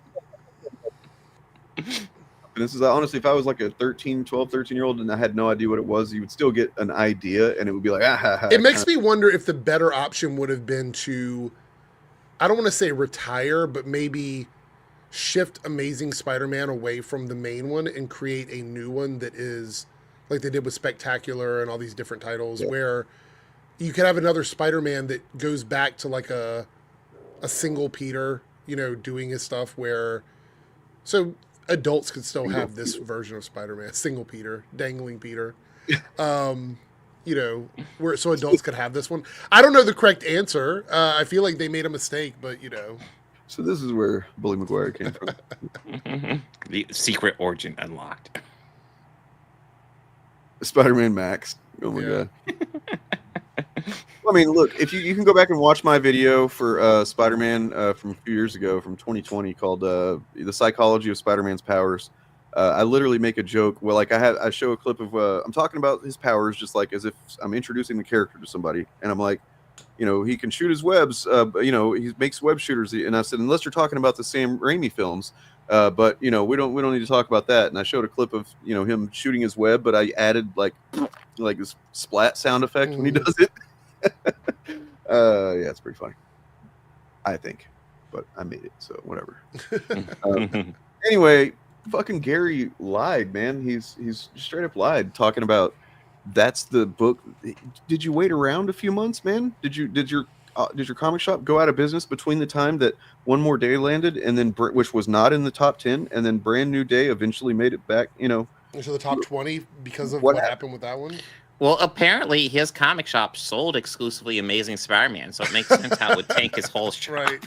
We're a comic book store. We carry one title. We carry. Yeah. He must have been just like dipping into his own supply or something. I don't know. Yeah. Nonetheless. The good news is you can always find whatever variant you're looking for at his shop. Just of that one book. I'm gonna show this every single time from now on that we catch Gary in a lie. I'm gonna show this, which is gonna be in the transition between clips whenever I have this compilation come out soon.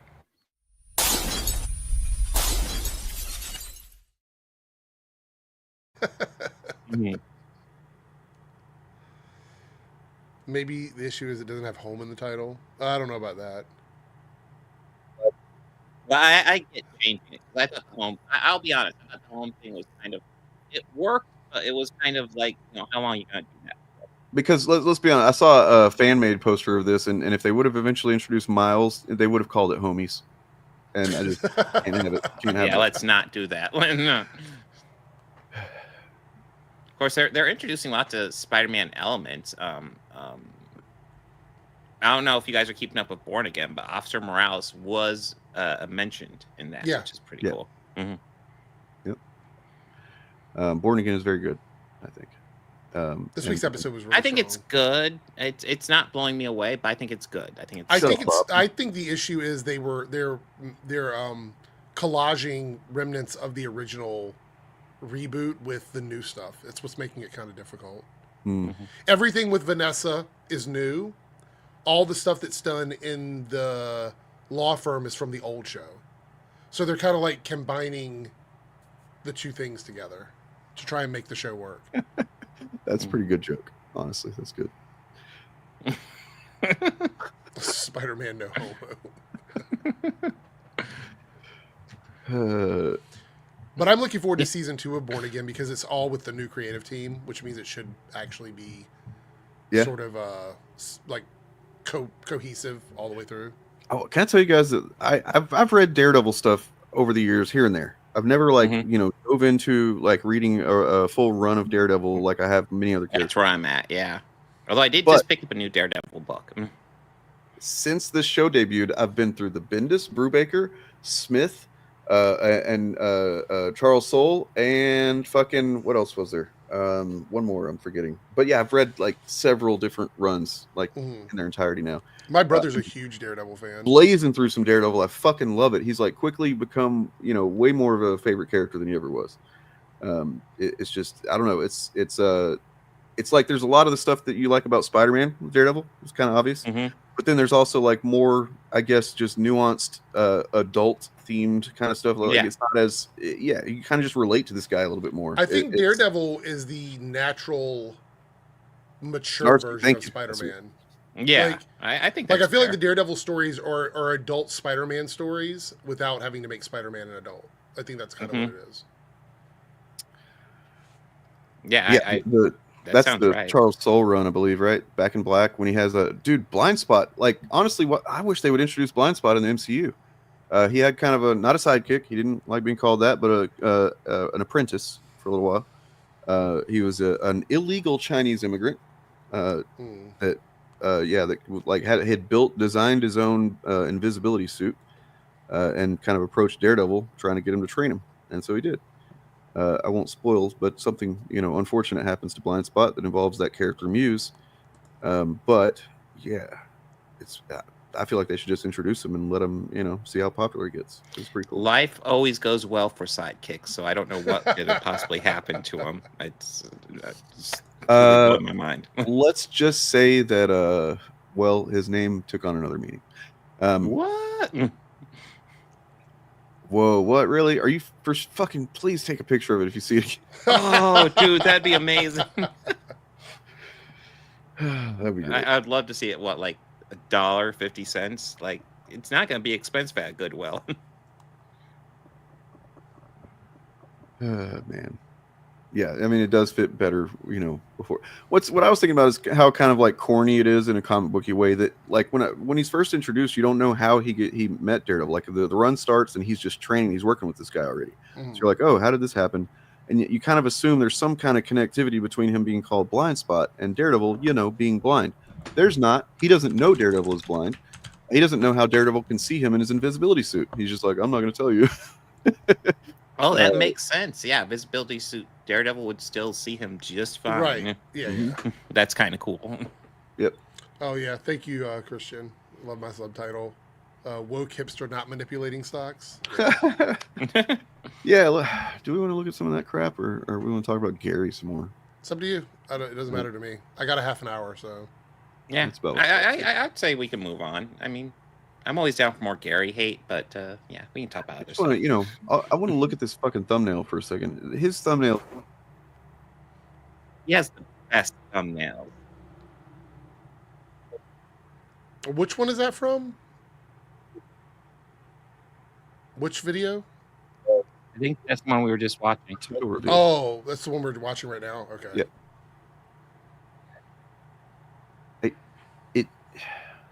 Why is Mary Jane even there? She shouldn't be, exactly. Yeah, you're right. I Because assume that's how supposed is to be it- Mary Jane too, but I mean, just a redhead, honestly. So Some redhead, yeah. I don't know.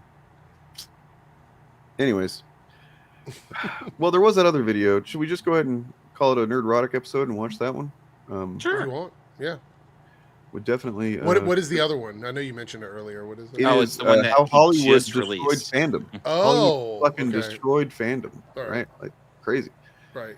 Um, It's another like they hate us type video. Mm-hmm. Okay. Good. Yeah, so it's like every once in a while he's got to do this setting the narrative type video, right?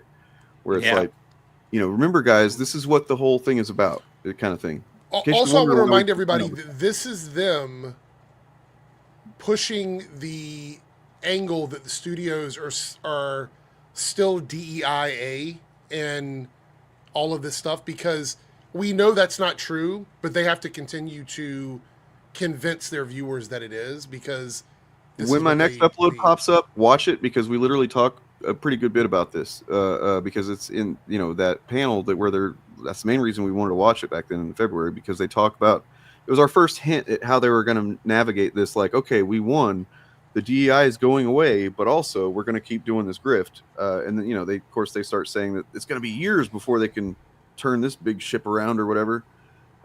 It's just bullshit. We've seen how fast they can change. They can change on a dime with like the MCU.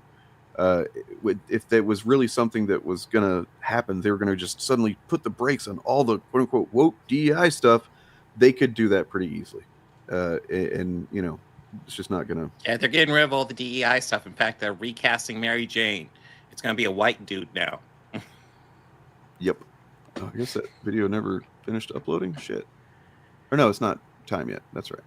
Anyways, here we go. Here's this dumb shit. How Hollywood destroyed fandom, and oh look, women and black people. In the thumbnail. That's how. That's it. That's all you need to know. Really. That's what it boils down to a bit. I'm surprised there's not a rainbow flag somewhere on it. Yeah, that's a good point.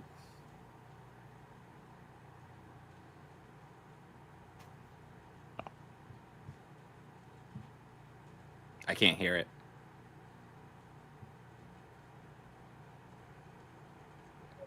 Oh, maybe it's me. No, I can't hear it either. No, I get it. Yeah.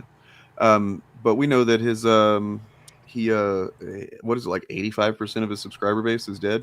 Yeah, we've already. So I just realized my mic was muted for a moment there, but I was just pointing out how the thumbnail for this, how Hollywood is destroying your franchises. The thumbnail includes Galadriel, which is from a TV show, and Doctor Who, which is another TV show. I don't know. Maybe if we're talking about Hollywood, we should focus on Hollywood projects. Yeah. I mean, I guess technically you could, kind of rope Rings of Power in there, because But definitely not Doctor Who. Doctor Who is a BBC show. Even so, when people think Hollywood, they're thinking movies. Greetings, you over 1 million hellions and the 40% who haven't subscribed yet. Occasionally, the IP miners, formerly known as Hollywood, can strike gold, as they did with Minecraft. See what I did there? A film I didn't like, but clearly a lot of people did, and they're having a lot of fun. Okay, that's it. Stop the video. I mean, like, now we know that you have no credibility. If you understand this stuff so well, and you are a guru, then you should never be wrong about these things. Hell, your audience treats you like you're never fucking because you're wrong. talking. Yeah, he's talking about the quality. He didn't like it, but clearly other people did. It's a massive success, which means that he is in the minority on that, which means that he just kind of throws darts, and occasionally a dart will hit the center for him. Listen, the Minecraft movie never looked good to me. I'm looking forward to hanging out with the kids, but I'm not looking forward to watching it. But that being said, I could have also told you, man, that movie's probably going to do gangbusters. I thought it was too. too. It's a huge fucking IP. Yeah. Huge. Like, it's the number one game in the world. It's yeah, the most played game in the world. I didn't even realize that until my son started playing. It is literally like the biggest game in the world. Right. But I'm just saying, from the perspective of him and all these guys talking about what Hollywood needs to do, if you can't predict that the number one game in the world is probably going to have a strong opening weekend, even if it doesn't end up making $1 billion, then it's time to hang up your hat. Yeah. That's what these guys do for a living, right? That's their job. Their job is to tell us what's woke, tell us what's going to be bad, and then that thing ends up being woke and bad. They were wrong. It's not the first time. There's a black woman in Minecraft. It's going to be bad. Yeah.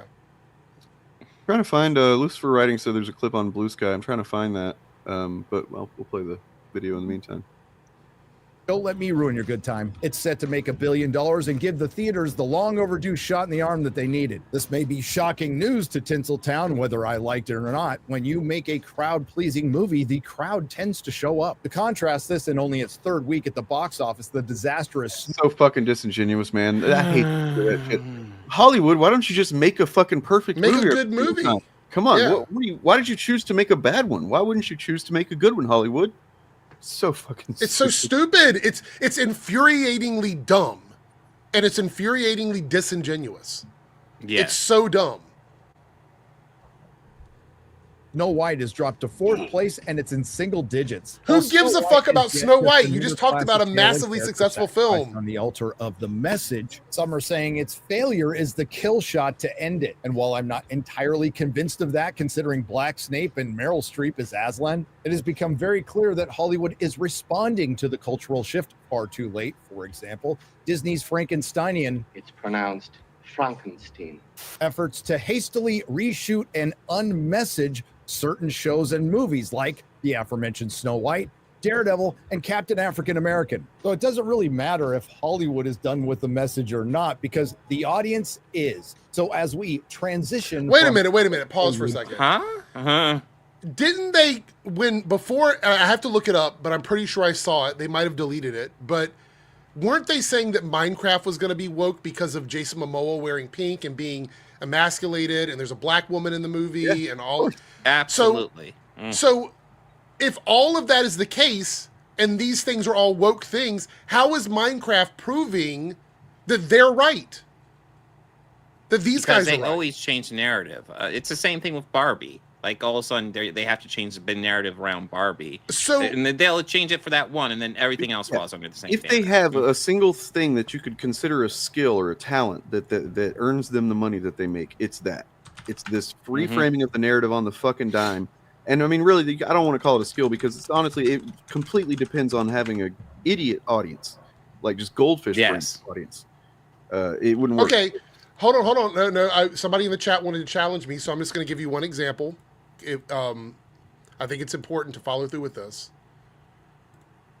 Let's bring this down for 1 second. Sorry. Dane.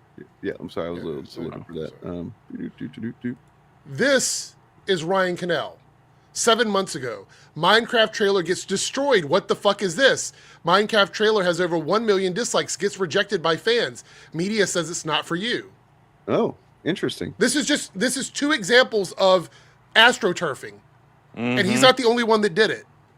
So yes, they were absolutely 100% calling this movie garbage. What about Gary? Did he say anything about it? Let me double check here. Hold on. I know Critical Drinker definitely was posting shit about it. Let me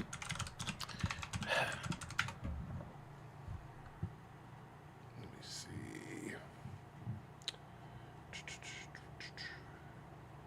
Oh, fucking Christ. What's up? Oh, I just found the video clip. I'm going to bring it up in a second. Okay. Go ahead. I'm still looking for this. Oh my God. What the fuck is wrong with people? This reminds me very much of the fucking Szechuan sauce bullshit. Oh no. Yeah, it's like, oh God. I'm part of the same species as you. Oh no. I'm embarrassed. Yeah, give me a minute. But I don't even understand what it's about. Like, I'm probably never going to see the Minecraft movie because I know my son loves Minecraft. But from the first trailer, he was like, "Nah." He was like, "No, I don't want to see that." Of course, he said that about Mario too. Originally, the Super Mario Brothers movie, and his reason for that. Keep in mind, he was I think 7 at the time. Was because Mario's butt was not square. Oh my God. And I was like, "Bud, you gotta kind of have different standards than that." He's like, "It's not the same," and I'm like, "I'm going to go ahead and stop you right there. You maybe don't understand what I do on YouTube, but it's basically try to prevent those types of takes from fucking planning root in people's minds." Yeah. So before, I guess while we have a moment here, let me go ahead and bring this up. So they want to talk about Snow White, but let's go ahead and look at the last Disney live action. I have to put that in quotations because this is part of the trend, but calling it live action is kind of a stretch. But this is a movie they definitely said would bomb. They definitely said this would bomb. It's Mufasa. It actually did extremely well, outperforming opening weekend expectations, because that's what this is. This is a chart judging how the movie will do based on its opening weekend. And look, the actual what it actually did compared to what it did opening weekend was just blow it out of the water. Now, I haven't seen this. I don't think it's probably any good, but like these guys were saying this would bomb. They actually said this would get destroyed by Sonic 3. It didn't.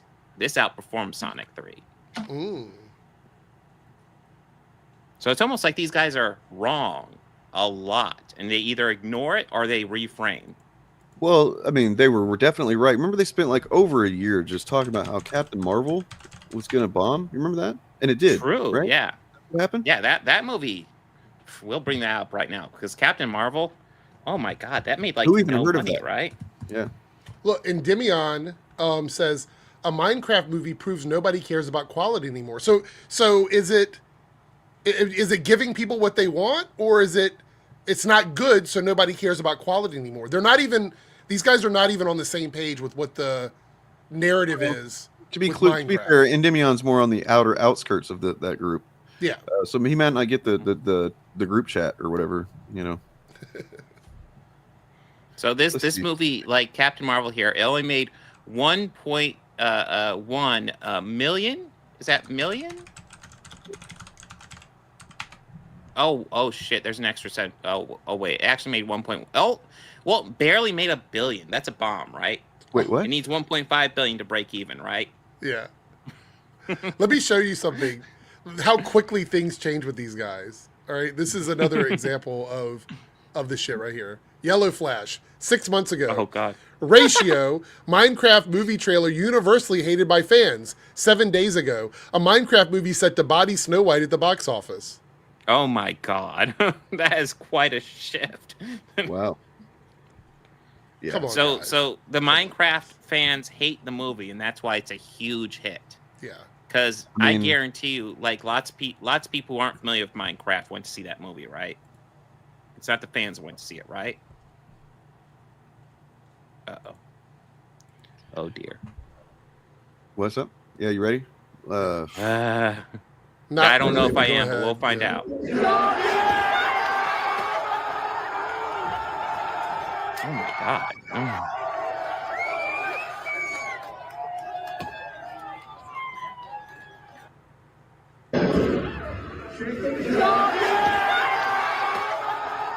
Oh my God. Guys, this is do the not TikTok do trend. that. Yeah, this is the TikTok Do not trend. do this. Yeah. Like, I tell you what, So- if there's a special theater put aside for that, then go there and have a ball. But if you're just going to a normal theater doing that, you're a dick. Okay, so let me explain to you my perspective on this.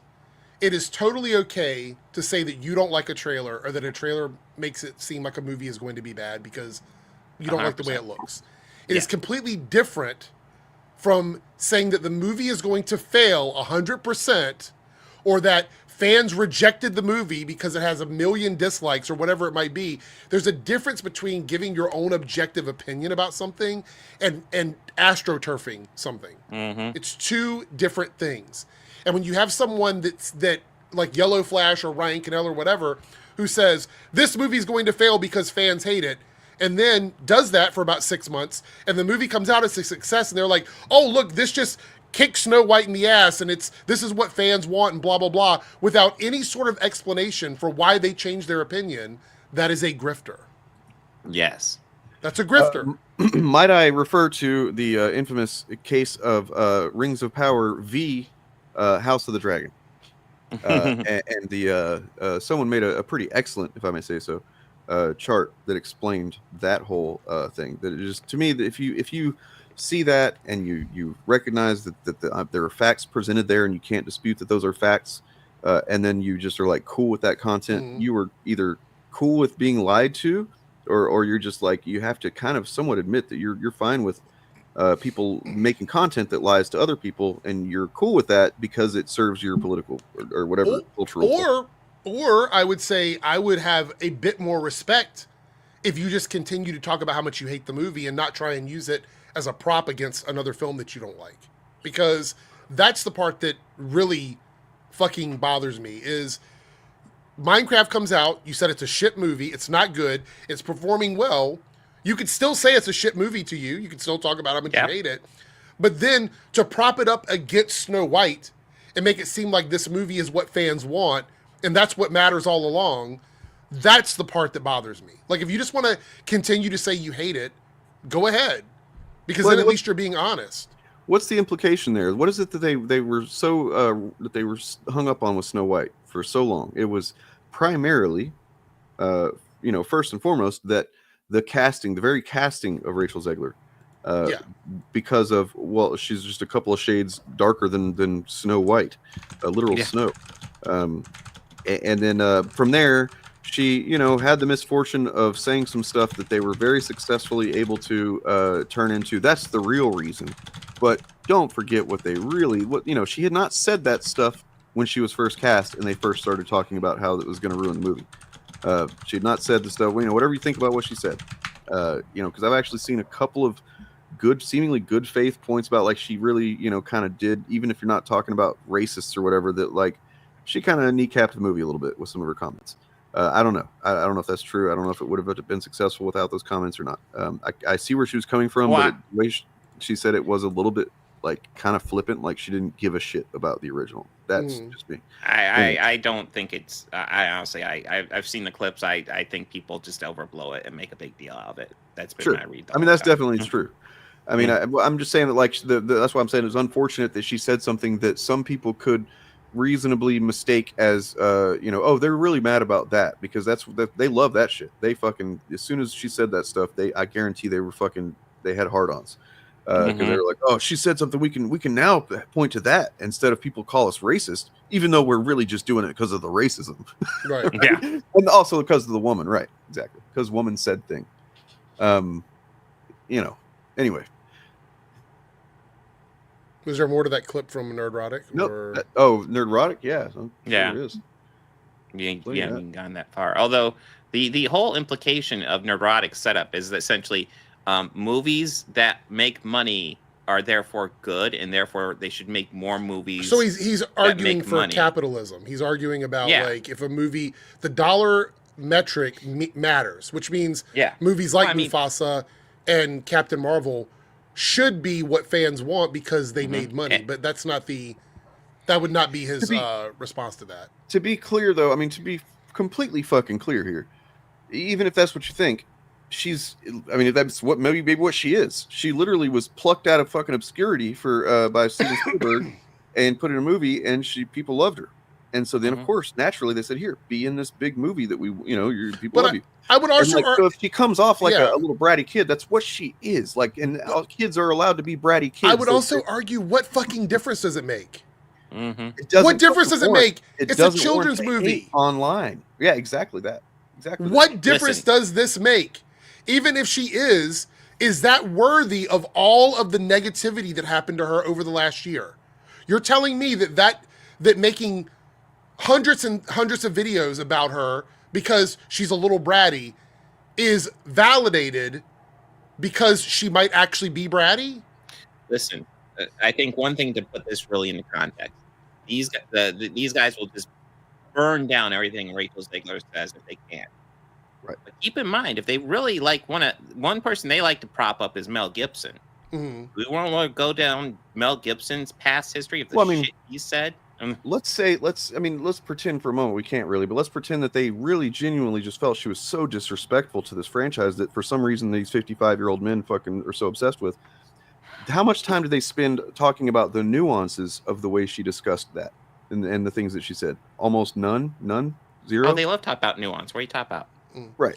But fan art, how does it make her an easy target? We're talking about the level of vitriol versus what actually happened. This isn't someone that went out and committed a crime or did something completely, like, These are things that she could have just apologized for in an interview and said, I'm sorry if I came off that way, if she wanted to. These are not make or break things. These are comments that she made that rub people the wrong way. That isn't an easy target. An easy target would be somebody that does something that is completely irredeemable, that means that no one can defend it. You know, that would be like Gina Carano, who fucking literally was cool with like wanting to put people at risk for COVID to not, you know, not fucking take any kind of precautions, and also compared. Is he gone for you? Nope, Yes. I'm here. Oh, there you go. Okay, there you are. But yeah, she compared it to the fucking Holocaust, and like those are legitimately shitty things that actually do have an effect on real human beings, and not just like the actress saying an opinion about the original movie or whatever that you don't like. It's completely different things, and they completely back Gina Carano. They're all in on Gina Carano once she started saying political views that line up with theirs. The whole Rachel Zegler thing for me became completely out of pocket when they went back and purposely pulled out a video from a year prior to the Snow White casting and had that video clip framed as her reacting to them talking about her. The minute that happened, it was a wrap for me. There's no level of criticism you can give her beyond that point that matters to me, because they went out of their way to try and smear her because they did not have enough on her to justify all of the stuff they were saying. Yeah. True. You know, I mean, the worst thing that, you know, just something you don't want to waste any time doing, especially around at least my channel. These guys can speak for their own. Is being like, oh well, you know, yeah, some people are shitty, but also some people, I can't tell which ones are which, but I'm gonna assume that some of them are definitely good faith. How do you know that? You know, listen, I want to break down real quick. So she has two comments they really like to harp on. One was her at an interview essentially saying the original Snow White movie from 1937 was made in a different time period. So when they do this one, they're gonna make it for this time period. I'm like, you know, I don't like that. Sounds completely reasonable to me. But then the other thing she said during the strike, she said, "Hey, every moment I wear that dress, I'm gonna get paid for it." These are the two moments that they harp on nonstop about how like what a bitch she is. Right. And I'm sorry, I don't fucking see it. I don't. We can argue, oh, maybe she said the wrong way. So what? So what? This is a good point. These guys come off 1,000 times more fucking bratty, entitled, and fucking you know, just shitty than one fucking couple of comments from an actress on the red carpet. You know, these guys sit down and intend to make these videos with foresight and some degree of planning. You know, whereas like she could have just said she was responding to stuff off the cuff on the red carpet in at least one example. You know, I'd say that one of those is objectively more harmful. It's not like she continued to go around repeating the same shit over and over again either. But they do. Absolutely. Goddamn. I'm sorry, that just had me chuckling. Calling it great because if you're saying that they, you know, kind of dismiss, like lessening it, I mean, I get it, but like it's also just a way to not have your chat not go through and to not get in trouble with YouTube's mods. Everybody knows what great means at this point, I think. Yeah. Yeah. All right, let's see. Welcome to internet lingo. Maybe he's got some good points here. Let's see. Hollywood. What's slop Hollywood? Well, after woke Hollywood, there's still a myriad of problems. So, Gary, I assume is going to top out Slop here, and Slop's been. Am I not audible? Can I? No, we couldn't hear you. You're a bit choppy, but check. I start. Slop. Can you hear me? No? I was going to say Slop is mainly a streaming thing. That's a streaming issue where they're just like producing shit and putting it out. It has nothing to do with DEI or woke or any shit that Gary will make up. But yeah, am I audible? No, you are. Yeah, I can hear you. Okay. Now. Yeah. So I saw earlier a video that listed that said something. I don't remember who, but it was a familiar kind of chuddy kind of channel or whatever, and they called something slop. And I was like, no, don't tell me that they're gonna fucking transition to slop now. And then Gary says this and this, and I'm like, okay, yep. That's the new word. We're gonna start hearing that everywhere now. Oh God, we are. And you know, for the same exact reason, to a degree, because it doesn't really mean anything objective. It doesn't mean anything that that everybody can agree on. You know, I mean, even I've talked to Pillar of Garbage, who made a video about slop. I've talked to, the first time I heard it really was from Chariot, and I was just like, you know, kind of pushing back on, like, I just think I don't like that word, because it's another one of these words that you might mean something and I might mean something. It might even be the same thing, but that doesn't mean it's the same thing as other people. And I just don't like words like that. To be honest, I really don't. I try to avoid them as much as possible.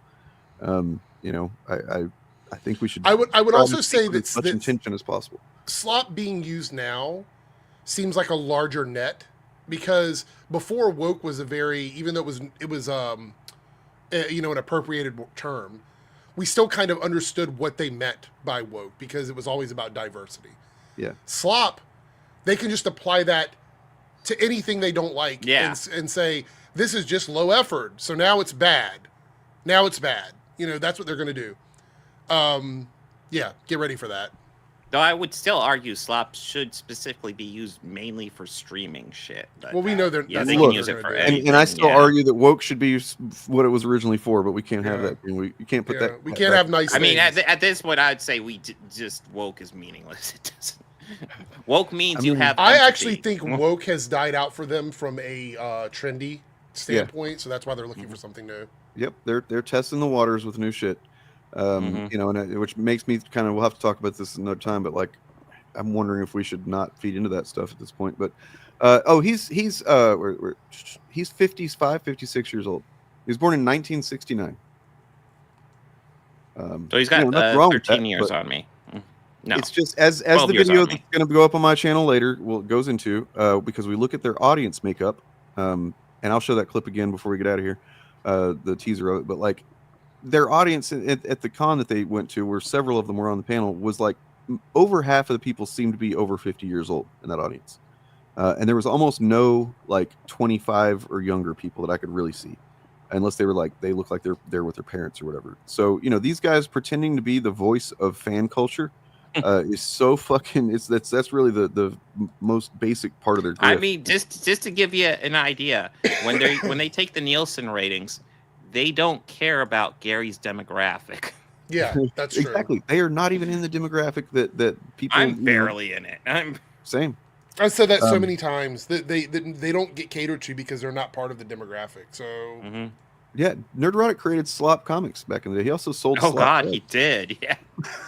He didn't even sell good drugs. He sold the gross ones. All right. To deal with, including but not limited to creative bankruptcy and IP mining too greedily and too deep, producing an unending. I want you guys, if you haven't really paid attention to the stuff that they say, really start thinking about these terms that they use, that they just throw out. They don't substantiate what they mean at all. They're IP mining.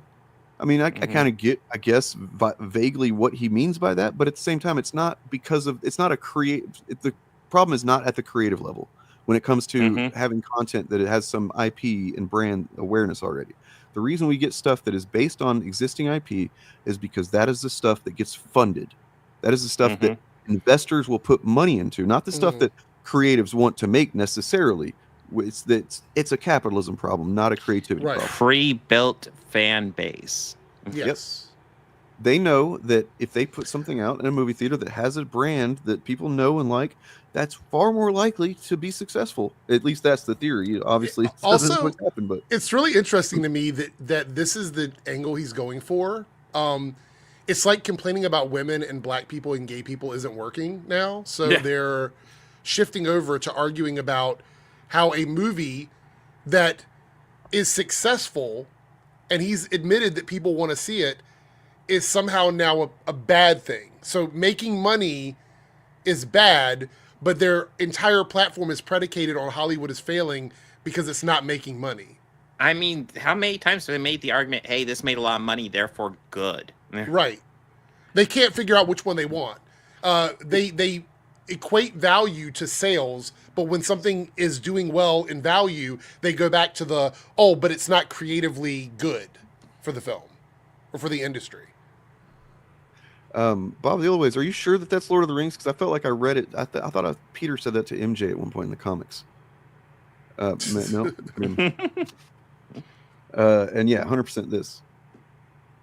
But you know what? I don't like sloppy hoes just because it does use a derogatory term for sex workers. And I don't think we should, you know, I don't know. We'll see what if it takes off. But we could call them slop lords or something like that. I don't know. We'll work on it. Conveyor belt of content featuring unnecessary prequels, midquels, interquels, sequels. That's been going on for a while, Gary. Disney canceling the live-action remake of Rapunzel, there's going to be a lot more of them to come. You don't think they're going to do a live-action Frozen? That's led to the theaters needing that shot in the arm from a Minecraft movie, but they. This doesn't even make any sense. Comic books. They still exist. They're still people still buy them and read them. I mean, his argument right now is that like the live action movies are failing because it's built on existing IP, and that's why it's failing, and that's why Minecraft is succeeding because it's built on existing. What the fuck is this argument? Do you know why this is fucking bullshit? Because Gary's channel is based on existing fucking IP too. Yeah. Yeah, he doesn't talk about shit that nobody knows about. If he started talking about, you know, indie movies and shit like that, like his channel would fucking die. I also want to point out this video doesn't make any sense. We're almost 2 minutes into it, and I don't know if he's happy that Minecraft is making money, or if it's bad that Minecraft is making money, or is Hollywood making the wrong decisions because of mining films like Minecraft, or Disney is making the right decision by not doing live action adaptations. I don't know what he's talking about. I mean, it's just like what I was saying earlier. A lot of these bigger guys make these videos that just talk out of both sides of their fucking mouth. I have no idea what their point is. It's literally narrative setting for their audience. It's telling their audience their audience will just hook on to whatever they hear and just think that's the point of the video. And they're just saying all over the place shit. They're just throwing everything out there, seeing what the audience hooks. Guarantee there's going to be chuds out there after this that are going to be like, well, Hollywood's just making, I mean, they say this anyway, but like, you know, IP and blah, blah, blah, and Minecraft, the only reason Minecraft was successful, and it's like, well, hey, how do you feel about it? Do you think it was good or bad? You know, because they don't have an actual opinion. They just have a talking point that they None of these people even go to movies anymore. It's like... Dude, bro, yes, absolutely this. His fucking existence is based on existing Oh my IP. god. I'm sure those are original toys behind him. I'm sure. Literally everything about Gary is based on existing IP. It can't survive on feast or famine. So the question has to be asked once again, how did we get here? Well, the Access media is certainly willing to talk about the 1,000 paper cuts that have contributed to the theatrical demise. They have yet to acknowledge the gaping mortal wound. Until now, from, dare I say, a very thoughtful article written about Doctor Who on a Doctor Who website. Wait, pause it real fast. It just is occurring to me, maybe this is his argument that Hollywood has decided to tank all the DEI and woke stuff, and now they're going to existing IP, and that's bad? Like, essentially, he's saying Hollywood's doing exactly what we've been saying they want them to do for a while, and he's saying that's still bad? I also don't believe, even though he talks about it all the time, I don't believe that Gary cares about Doctor Who. No. Oh, no. He doesn't. I don't think he gives a shit about any of this. He talks about it all the time, and anytime he mentions it, I'm like, you are not a Doctor Who fan, man. You came in late in the game to grift off of it. I mean, I sometimes feel like I'm laying the game with Doctor Who. I didn't come in until he's like, what can I grift on? Let me put one of these things on my wall or earlier I said, pay attention to these phrases. One of the ones that I was pointing out when I said that was creatively bankrupt. And look, we got a guy who's got the Ryan Gosling Black Panther fucking avatar. Oh god, being creatively bankrupt, thinking he's making a fucking point here. He actually thinks he's saying something. Hold on. Wait, hold on. One second. What does creatively bankrupt mean? Explain that to me. Explain what creative bankruptcy looks like. What is it? It's just vibes, man. I want to know. Like, break it down for me in a comment. What does creative bankruptcy mean? I'm very. I want to know. We'll wait for that. We'll wait for that. Yeah. And if it's so obvious, it should be an easy question to many answer. Other things, including Marvel, Lord of the Rings, Star Trek, and Star Wars. Because no matter the size of the site, it is a rare thing when the Access media acknowledges Hollywood and entertainment's biggest mistake. One fan's take, Doctor Who, and so many other things used to feel welcoming. Now it feels antagonistic. I do recommend you go over to Doctor Who TV and read the full article by Charlie Madison. We're going to go over the bullet points and expand on it a little bit. I don't agree with everything, but I think it comes from a good place, and a lot of it might sound familiar. And because it's echoing your own thoughts. Star Trek, Star Wars, Marvel, DC, Lord of the Rings, and pretty much everything genre hasn't felt like the show / movie / book I grew up loving. It's not just nostalgia talking either. It feels like something deeper has shifted, because it has, and not in a way that. Okay, they gave. So hold on, let me read this out. It means they have no new ideas, prequels, sequels, reboots, and known IP video games. You guys can't be this slow. How does that apply to bankruptcy? How does that apply to bankruptcy? Where does the term bankruptcy apply to saying that they have no new ideas? Is Minecraft a new idea? Because it's making shitloads of money right now. Yeah. Prequel, sequel, reboots, known IPs. Well, like Barbie did really well. Deadpool and Wolverine was the third in that film franchise. Chariot, what's that? up? Did really well. Hello. Hey, what's up, Chariot? Explain to me how the term bankruptcy is definition of creative bankruptcy. What does that mean? We're slow. He's going to insult us. That's the only thing he can do. I'm just curious because if you look at all of the big movies that we've had over the last couple of years, almost all of them have been tied to some sort of already well-known IP, or they've been a prequel or a sequel. So real quick, I think this is interesting because I was just looking up this Charles Matheson person who wrote this article. And as far as I can tell, he doesn't seem to exist. Okay. Like he has no history, he has no social media connections. It's probably a pen name for somebody, I'm guessing. That's what I suspect. Let me ask you how, Juan, I want to ask you how, if you think, real quick, I just want to see, how do you think movies are incepted? How do you think they begin to form? Do you think that begins with a creative person going, this is the movie I want to write. I'm going to write this and bring it to the studio. I mean, it kind of used to be that, and sometimes it maybe still happens on the lower levels. Blockbuster movies? Absolutely not. You have no idea how fucking filmmaking is done at this level. If you think that it's done, it starts at the creativity level. It starts with fucking investors and they put out their feelers and they see what's selling, what are people watching, what did they buy last time that the movie was out? You fucking moron.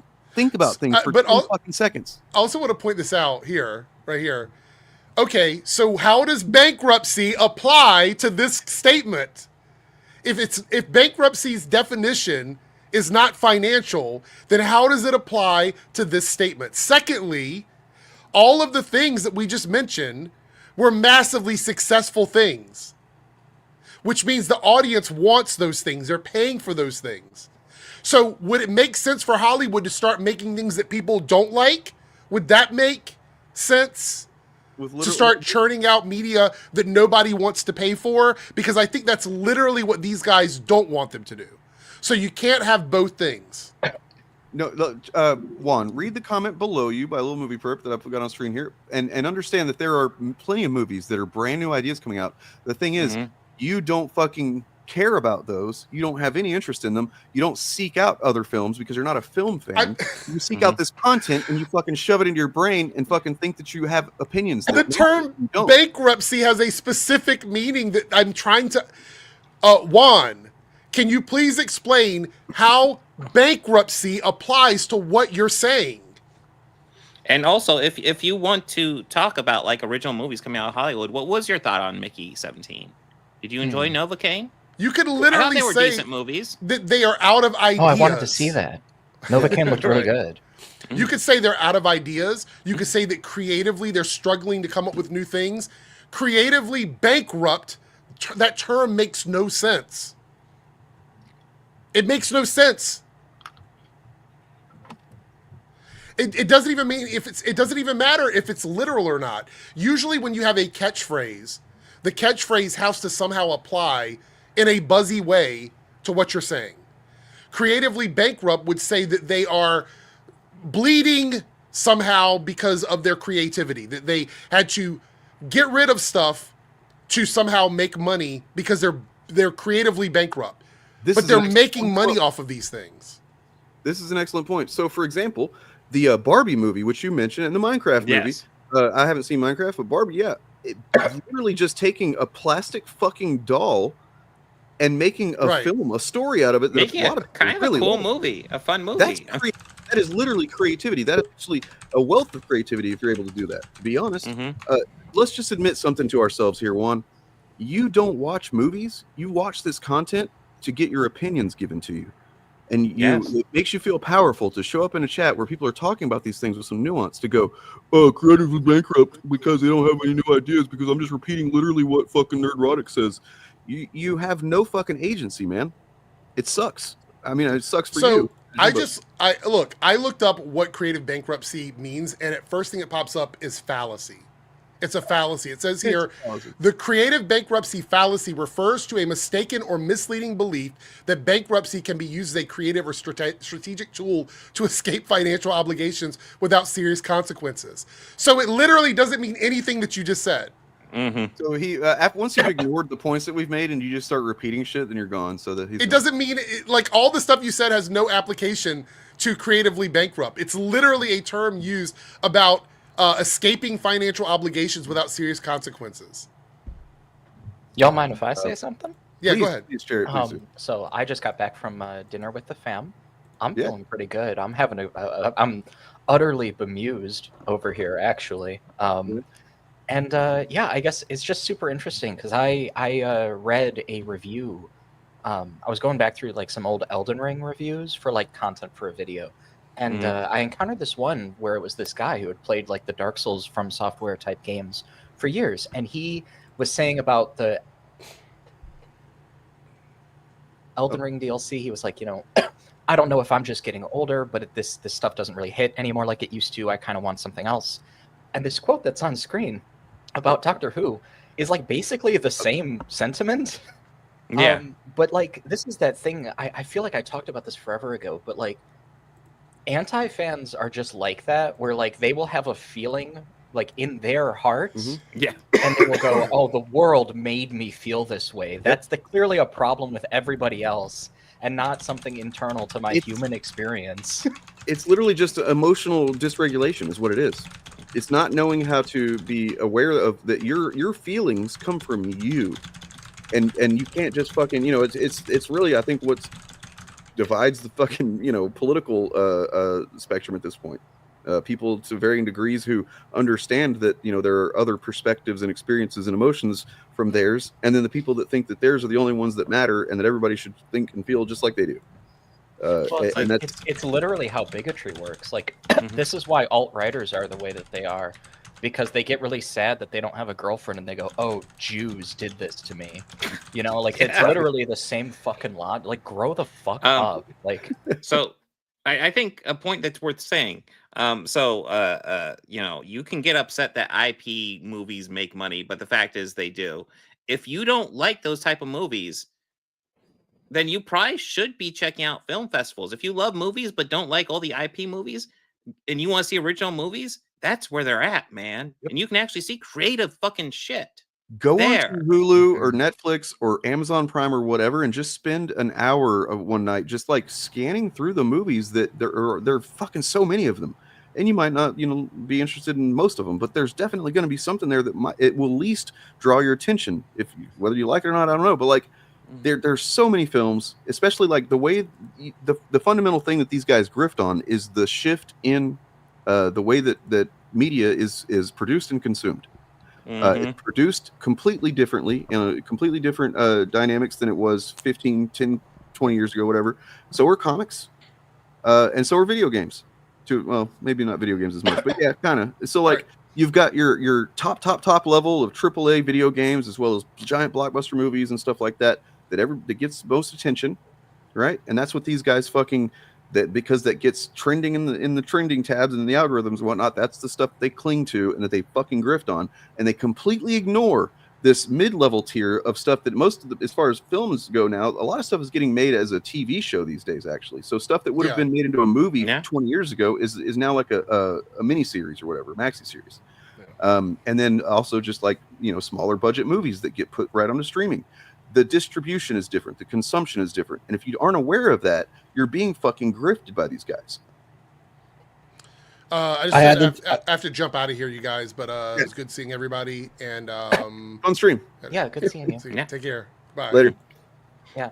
And by the way, guys, check out DJ's video. He mentioned it in the chat. The Asmongold video, though, he uploaded a video about Yesterday, I that think? Asmongold clip, Yeah. shitting on trans kids. Yeah, that shit made my blood boil, to be quite honest. Oh God. So fucking. I don't usually encounter transphobia that's like genuinely like it's a thing that makes You me still there? mad in a way Oh. that like I wasn't already, you know? Because like usually it's like I've Mhm. heard it all before, you know. So But, is like, what just that happened one, with that Chariot? Asmongold clip is crazy. Is what just happened with Chariot's voice what's been happening with mine? No, it's a little bit different because I can Did still. I cut out or something? You cut you out a not little like bit. it just like kind of faded in and out or out and then back I'm in. trying to think of a good way to do it. I don't know if I can quite simulate, but it's almost like I can still hear you, but it's almost like you're not quite aligned with the mic occasionally. Oh, Like it's like it's a little bit off. I don't Can I know just if point that's out accurate, that but yeah. can I point out this still frame of Gary is fucking kind of creepy but awesome at the same time. He has quite a few of those. If you want to still frame them, you can just pull up a video Ryan, of what have these I told you about great sticking your faces. hand in Gary's ear? That's okay. Oh that's God, not you right, don't by the want to way. know what you'll find in there. You know. What's your take, Ryan? You hadn't said anything. I had to yet. jump in with all this IP talk because obviously I look at the older stuff, and I can tell you now, if you think Hollywood is creatively bankrupt because it's raiding IPs now, then I got news for you. It's always been. Yeah, I was gonna say this has been the case since like at least like half the people in this chat like before we were born, and like Since for the day rest of us one. since like Think yeah. about it. Think about the Universal horror films, all based on existing IP. The most popular, or the character that has been portrayed in film and TV more than any other, is Sherlock Holmes, existing IP. Yeah. Gone with the Wind, that was a book. Wizard of Oz was a remake of an earlier film based on Every a book. once in a while, you get something like Tarantino pops up on the scene, you know, in the '90s and does literally like original screenplays and writes and directs his own movies, and that's like But even- that's why even he then- became. It's one of the reasons he became so fucking just well known. Sorry. Even Django is not an original like concept though, and then like Well, a few even of the other Reservoir ones too. Dogs, his first film, was very inspired by, shall we say, City on Fire, was it? I think. Forget the name of it. Well, I mean, then the second, a few literal of his second earlier movie was films are just- like that. Yeah, was Jackie Brown was Yeah. based on existing thing. That was based on a book, yeah. Yep. So many Hollywood IPs from day to not one understand this and to just be so confident with your opinion about creative bankrupts.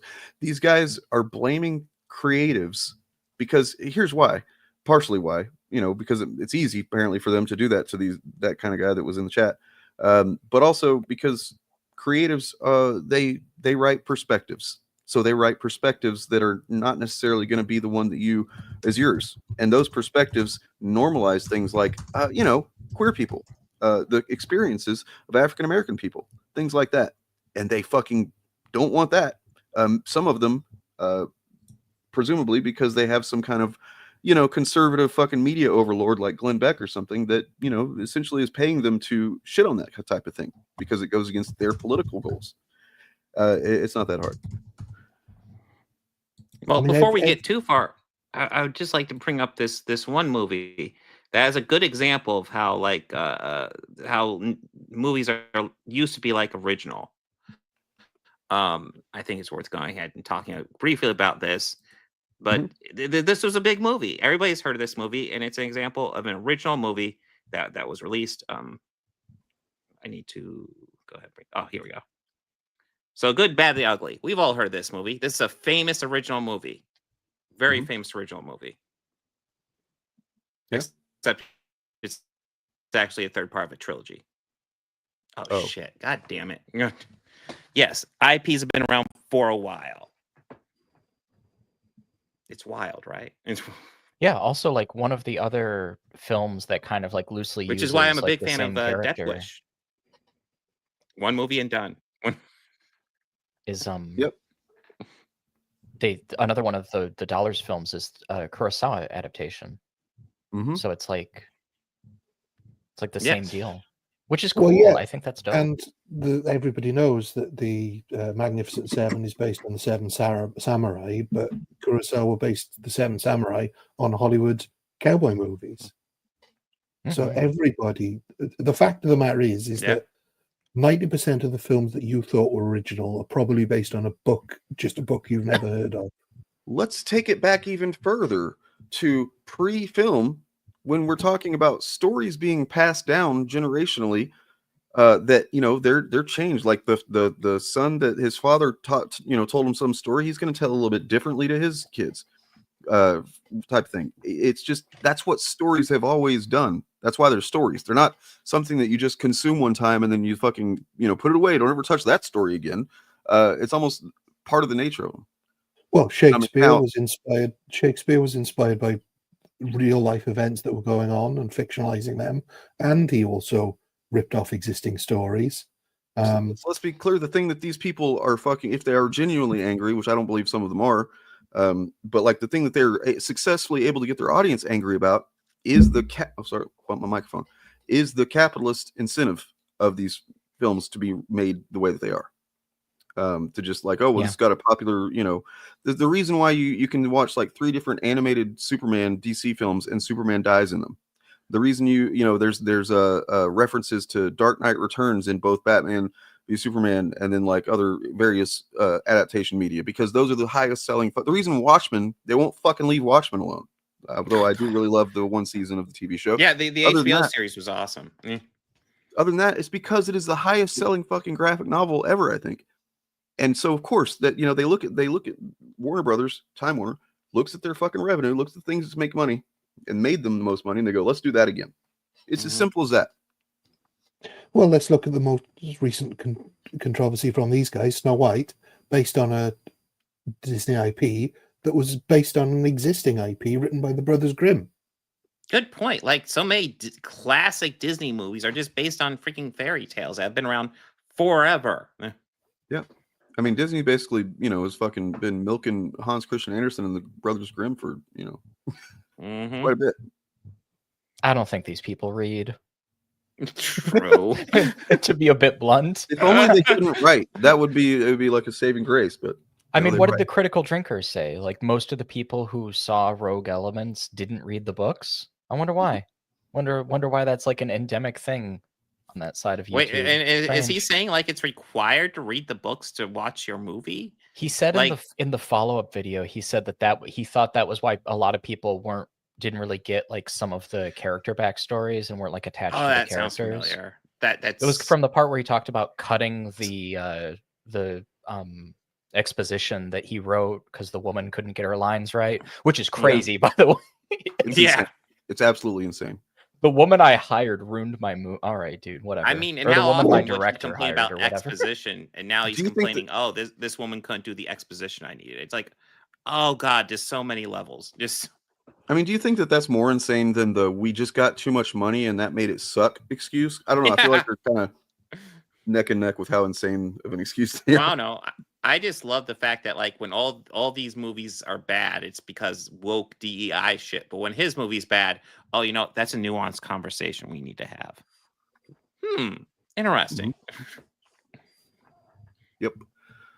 I mean, yeah. Well, I mean, not in the case of Total Recall, it's not even based on a full novel. No, it's like a short story. Am I going to cover Ultimate Wolverine? I haven't read if there's a new issue out this week. Is there? I feel like I just got it like 2 weeks ago. No, the Ultimates came out this week. That's I did right. get a new issue of Ultimates. I don't even think that these guys believe that shit about IP, to be honest. No, of course they don't. No. Most of them think they say the best Star Wars film is Empire Strikes Back, which was a sequel. Yeah. They love like the Peter Jackson Lord of the Rings films. Those are That adaptations. was original IP, right? Like adaptations, and not even the first ones. You're right. Like Gary doesn't give a shit. But the reason we have to talk about this is because it's the thing that they get the hooks in the audience with, and it's like hoping that us talking about it is going to get to somebody who doesn't quite have the hooks in too far yet, and is going to go, wait a second, yeah, that doesn't make any sense for me to be mad about. Hopefully, no. This is the tactic: lie to a less educated audience by presenting yourself as experts. Bullshit, Terrace. Prove it. What?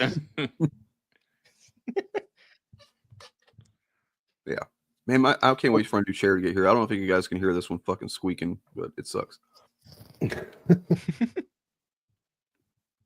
So on the quote that you had up from that Doctor Who article, yeah, if you translate that into simple English, what it says is, am I the one who's wrong? No, it's the children. The children who are wrong.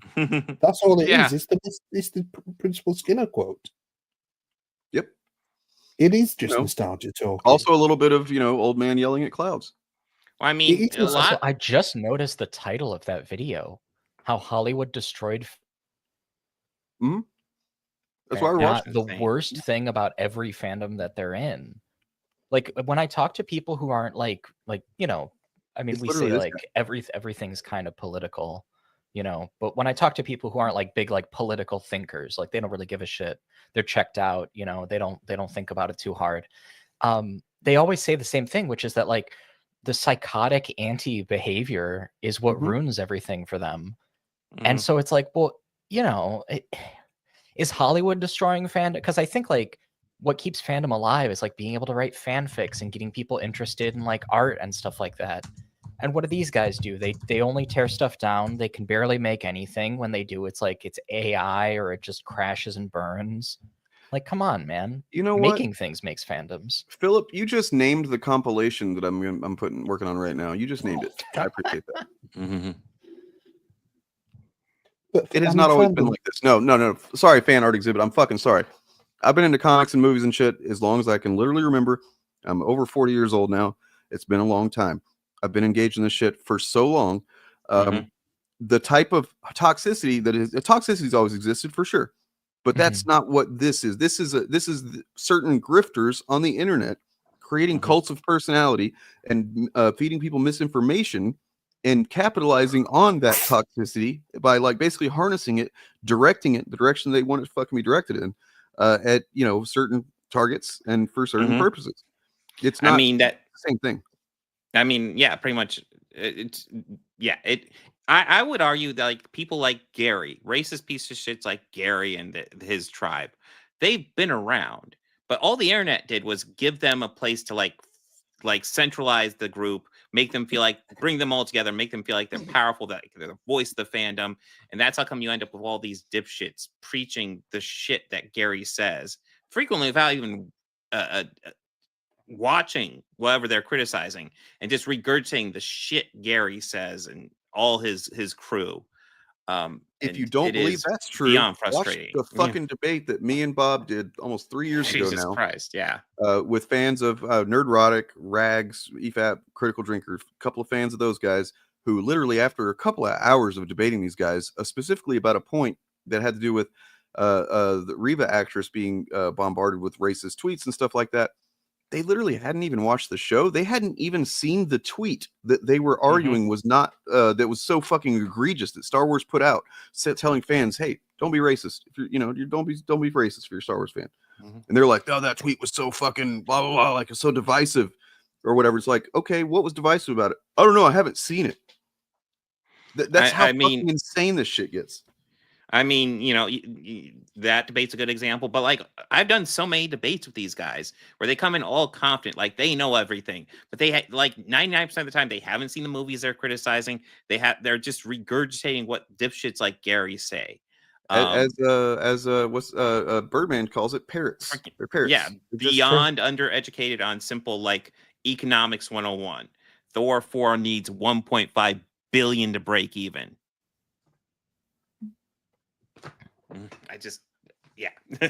These people don't understand anything. You're man, like every other comment, you win me back and then you lose me. Man of Steel didn't cause the toxicity. Toxicity exists in people, and they don't know how to not be toxic, and so they are toxic towards things. That's like, Man of Steel shouldn't have worn that dress or something like that. It's not really a good explanation of the problem. Because there's been plenty of movies that didn't veer away from the source material like Man of Steel did. Like I can see why people might be frustrated about that movie, right? There are other movies that didn't fucking steer out of the source material and still got that same kind of backlash or worse. It's not a consistent way to. The thing with Man of Steel that I will forever find frustrating is that it is so close to being just such a great Superman movie and just misses key elements. And it's so frustrating. Like little itty bitty additions could have made that movie like a brilliant Superman movie. And it just continually miss that mark. So I've made videos on this a couple years ago as well. I've got a trilogy of videos that kind of start to look at it really started from the other end of it, which is I started seeing people saying it's just bad writing a lot. I'd see that in comments and stuff. Oh, that was just bad. It was written badly. And I'm like, wait, what the fuck are you? Can you explain that? No, you don't have anything else to offer other than bad writing. And so I was like, where does this come from? And, you know, I traced it down to Critical Drinker and EFAP are essentially the ones that propagated that as just, oh, that's all you have to say. Yeah. And that's it. But yeah, these guys are really dumb. I remember watching back for when I was doing videos about The Last Jedi. I remember watching back like a ton of their content where they talk about the just like all of these guys. Like I checked out a few different ones. But it was all stuff about like the throne room fight scene from The Last Jedi. Oh my God. Which, you know, there was a ton of discourse about that. I actually found some of it kind of interesting because there were like people who were like stuntmen and then they could like pause and point out like, oh, if you see in the back, this guy comes in early or whatever. That's neat. I always found that kind of stuff kind of cool. But what was really interesting about it to me was like the way that they kept saying, oh, this is bad writing. And it's like, do you think that they put in the script for that guy to come in too early?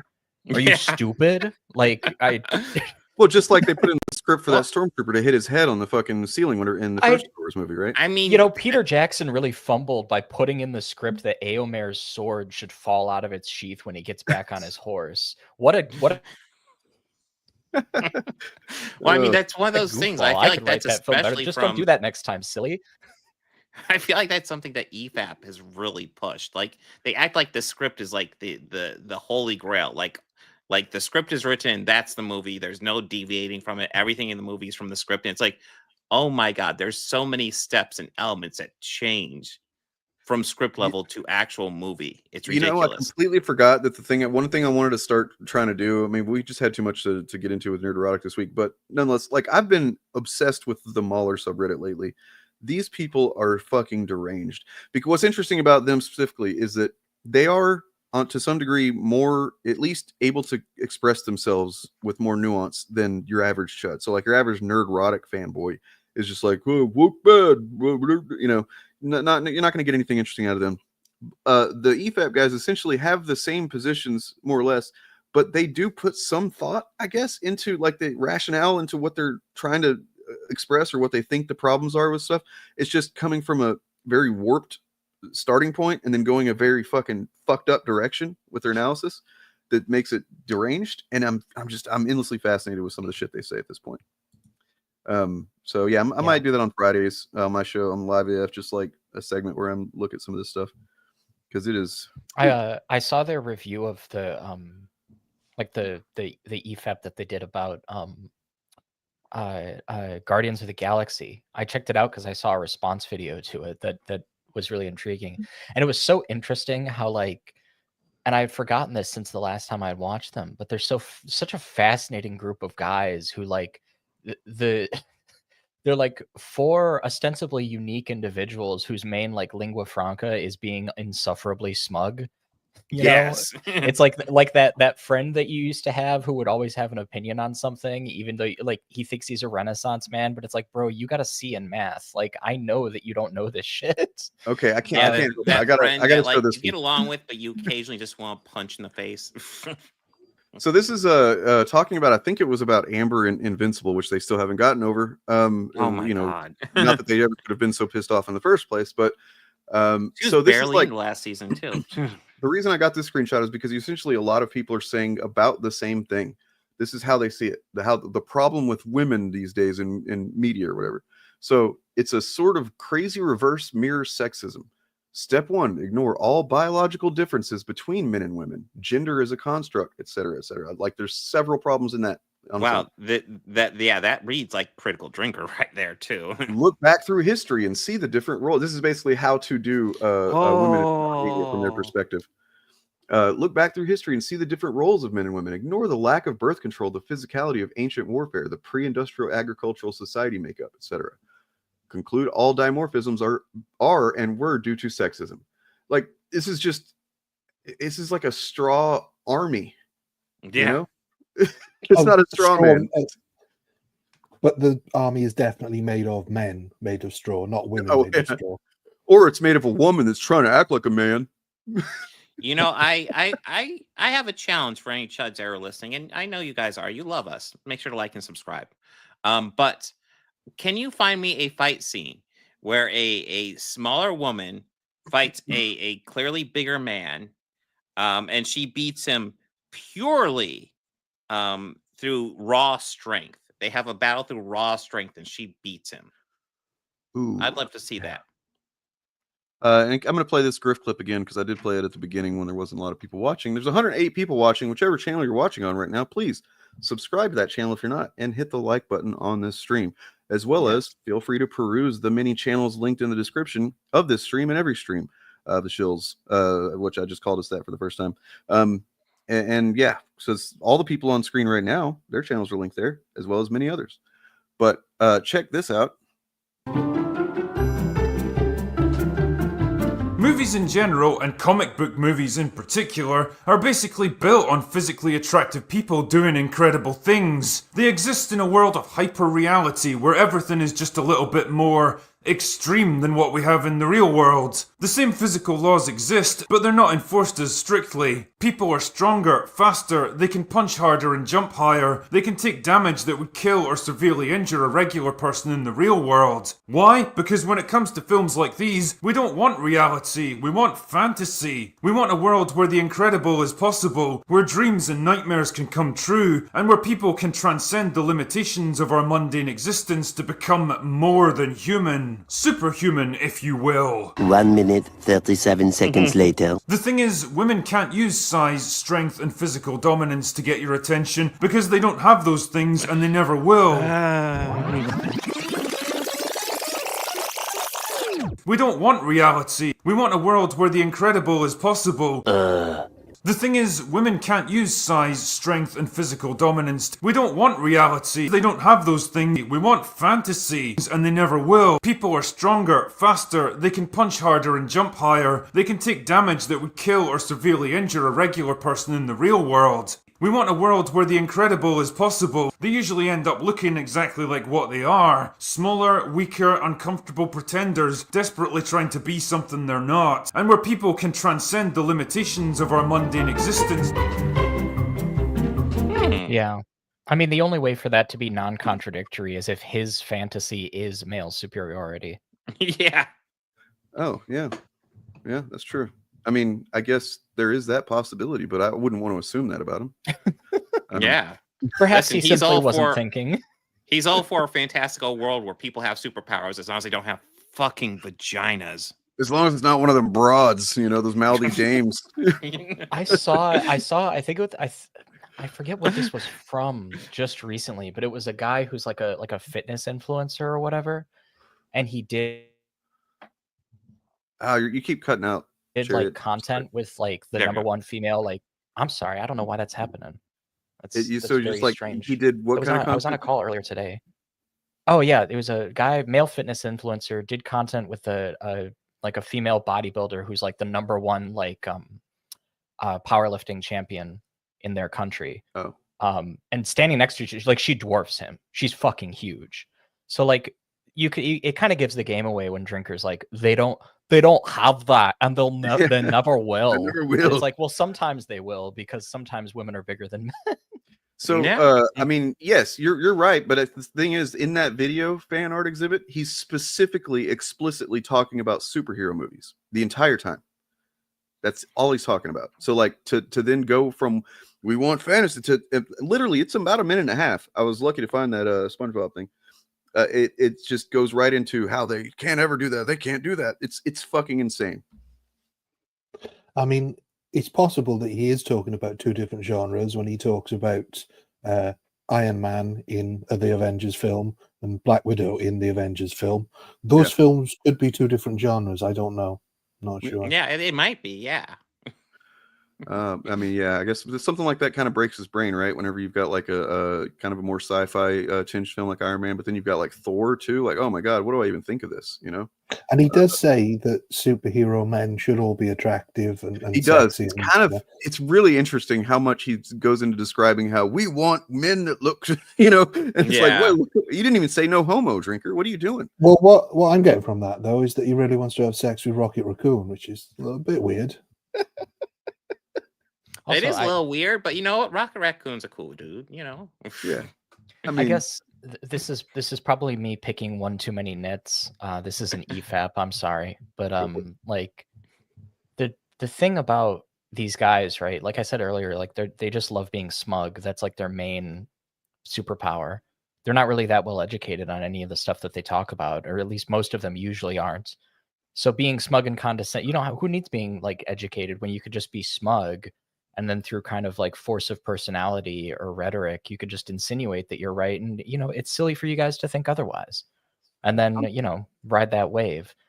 And it's interesting that he says it's hyper real, these superhero. So totally get what he means. Like it's philosophically, that's not really what that word usually means. But like, I know that he means that it's exaggerated for effect. But I think I didn't agree. He said extreme. I'm like, I don't think it's extreme is really the word that you would use for that, right? Yeah, it's there's a certain, as they say, suspension of disbelief. But I think I think these guys say hyper real in those situations. I saw Asmongold say the same thing about Veilguard. Said it looked hyper real, and I was like, it's got real in it, so maybe he means unrealistic. I think he means unreal. In this case, yeah, I think drinker means like hyperbolic, like it's exaggerated. Like that's why he said hyper real. But maybe they clearly have not looked these words up. They just heard them, and like that kind of vaguely feels like what I'm trying to say. So well, I would just love for him to like read like Baudrillard in his drinker voice. Teach me about hyper reality. I want to.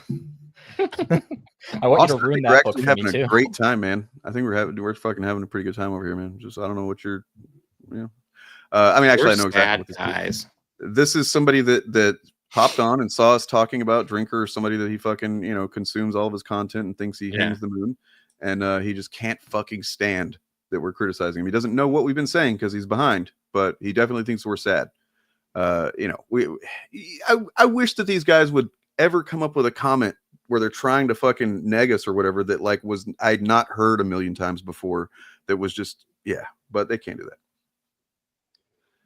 Anyway, elevated. Is it? Sorry. Yeah, elevated realism. Is it any sadder than a 55-year-old man complaining about how he lost his comic shop 18 years ago? Right. Or a 55-year-old man making like hundreds of hours of content about Snow White. Yeah, I don't know. Maybe it's sadder than that, but I can't see it.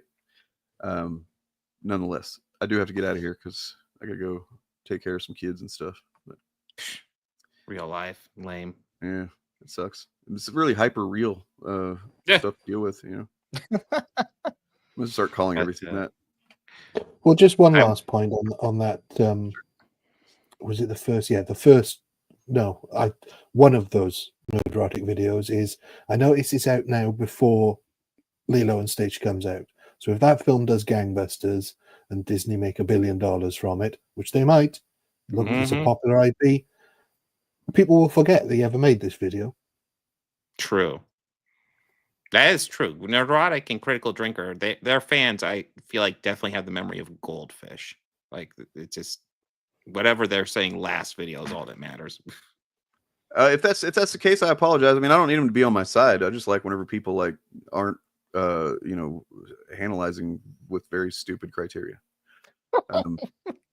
But I apologize. There may have been a misunderstanding. May have been. Yeah, potentially. May have been. Yeah, it's very possible. beginning of the stream. Yeah, he might be well behind. That's all right. We'll forgive him this time. So he was 50 something years old at this point. He was 53 or 54. I remember this. This is when I learned how old Gary is. Because somebody replied and said, "Oh, you're like, what are you, like 50?" And he goes, 55 or whatever. Yeah. What? Wait, hang on. Look. Oh, he was driving. He posted a video on Twitter of him driving by something that was like Disney or whatever, and he fucking made sure to film himself flipping it off.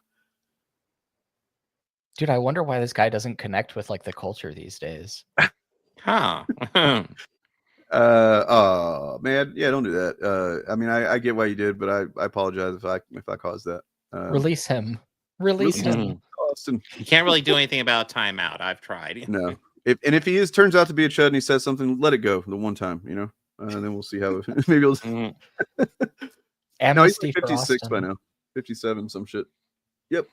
Look out for this fucking Nerdrotic video I got coming out. It's maybe going to be another week or so, but I promise it's going to be the most. He's skated by a lot. It's crazy how much or how little critical content there is of him. I think it's different than Critical Drinker, who has a lot of people that have criticized him, but Nerdrotic doesn't actually say anything that really is like substantive for the most part. So it's kind of frustrating to criticize him, I think. So most people that really, want to defend, a film analysis or whatever, just like hear him and go, it's fucking stupid. I'm not even gonna waste my time on that. But he says so much, and most of what he says is like nailing jelly to the wall. You have to comb through so much bullshit to get to anything relevant that he There's says. a reason why my Nerdrotic videos are like an hour long. Yeah. But he's goddamn dogs. But yeah, there's pretty much everybody, I think, more or less, maybe not Ryan, on this panel here that has been on here. Turf Nation's even got a bunch of content. He's covered them quite a bit. So if you missed Turf Nation, you'll see some of that. It's gonna be awesome. A lot of people. Yeah, I actually cover Nerdrotic in my next video. So if you wouldn't mind, if you got some moments that you think would be good for compilation, send them over. Oh, yeah. Well, there might be something. You never know. Also, shout out to Austin. Thank you for being a good sport about being timed out over a misunderstanding. Yeah, no kidding. Like you're mad, understandably so, and then you're like, no, it's cool. Yeah, you're my kind of guy, Austin. Okay. I appreciate that. All right, yeah, had a good time. Good time. Wait, yeah, how Gary ruined fandom, for fuck's sake. Okay, let me drop this one more time before we get out of here, because this is going to be, like I said, the transition between clips in the compilation.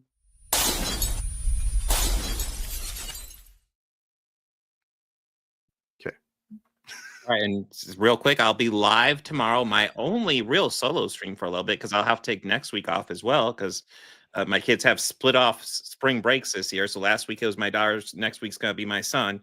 So I will be live tomorrow. We'll go over some trailers I haven't seen yet. We'll go over some comic books, and I'll probably do some Chud catch up because I'm behind.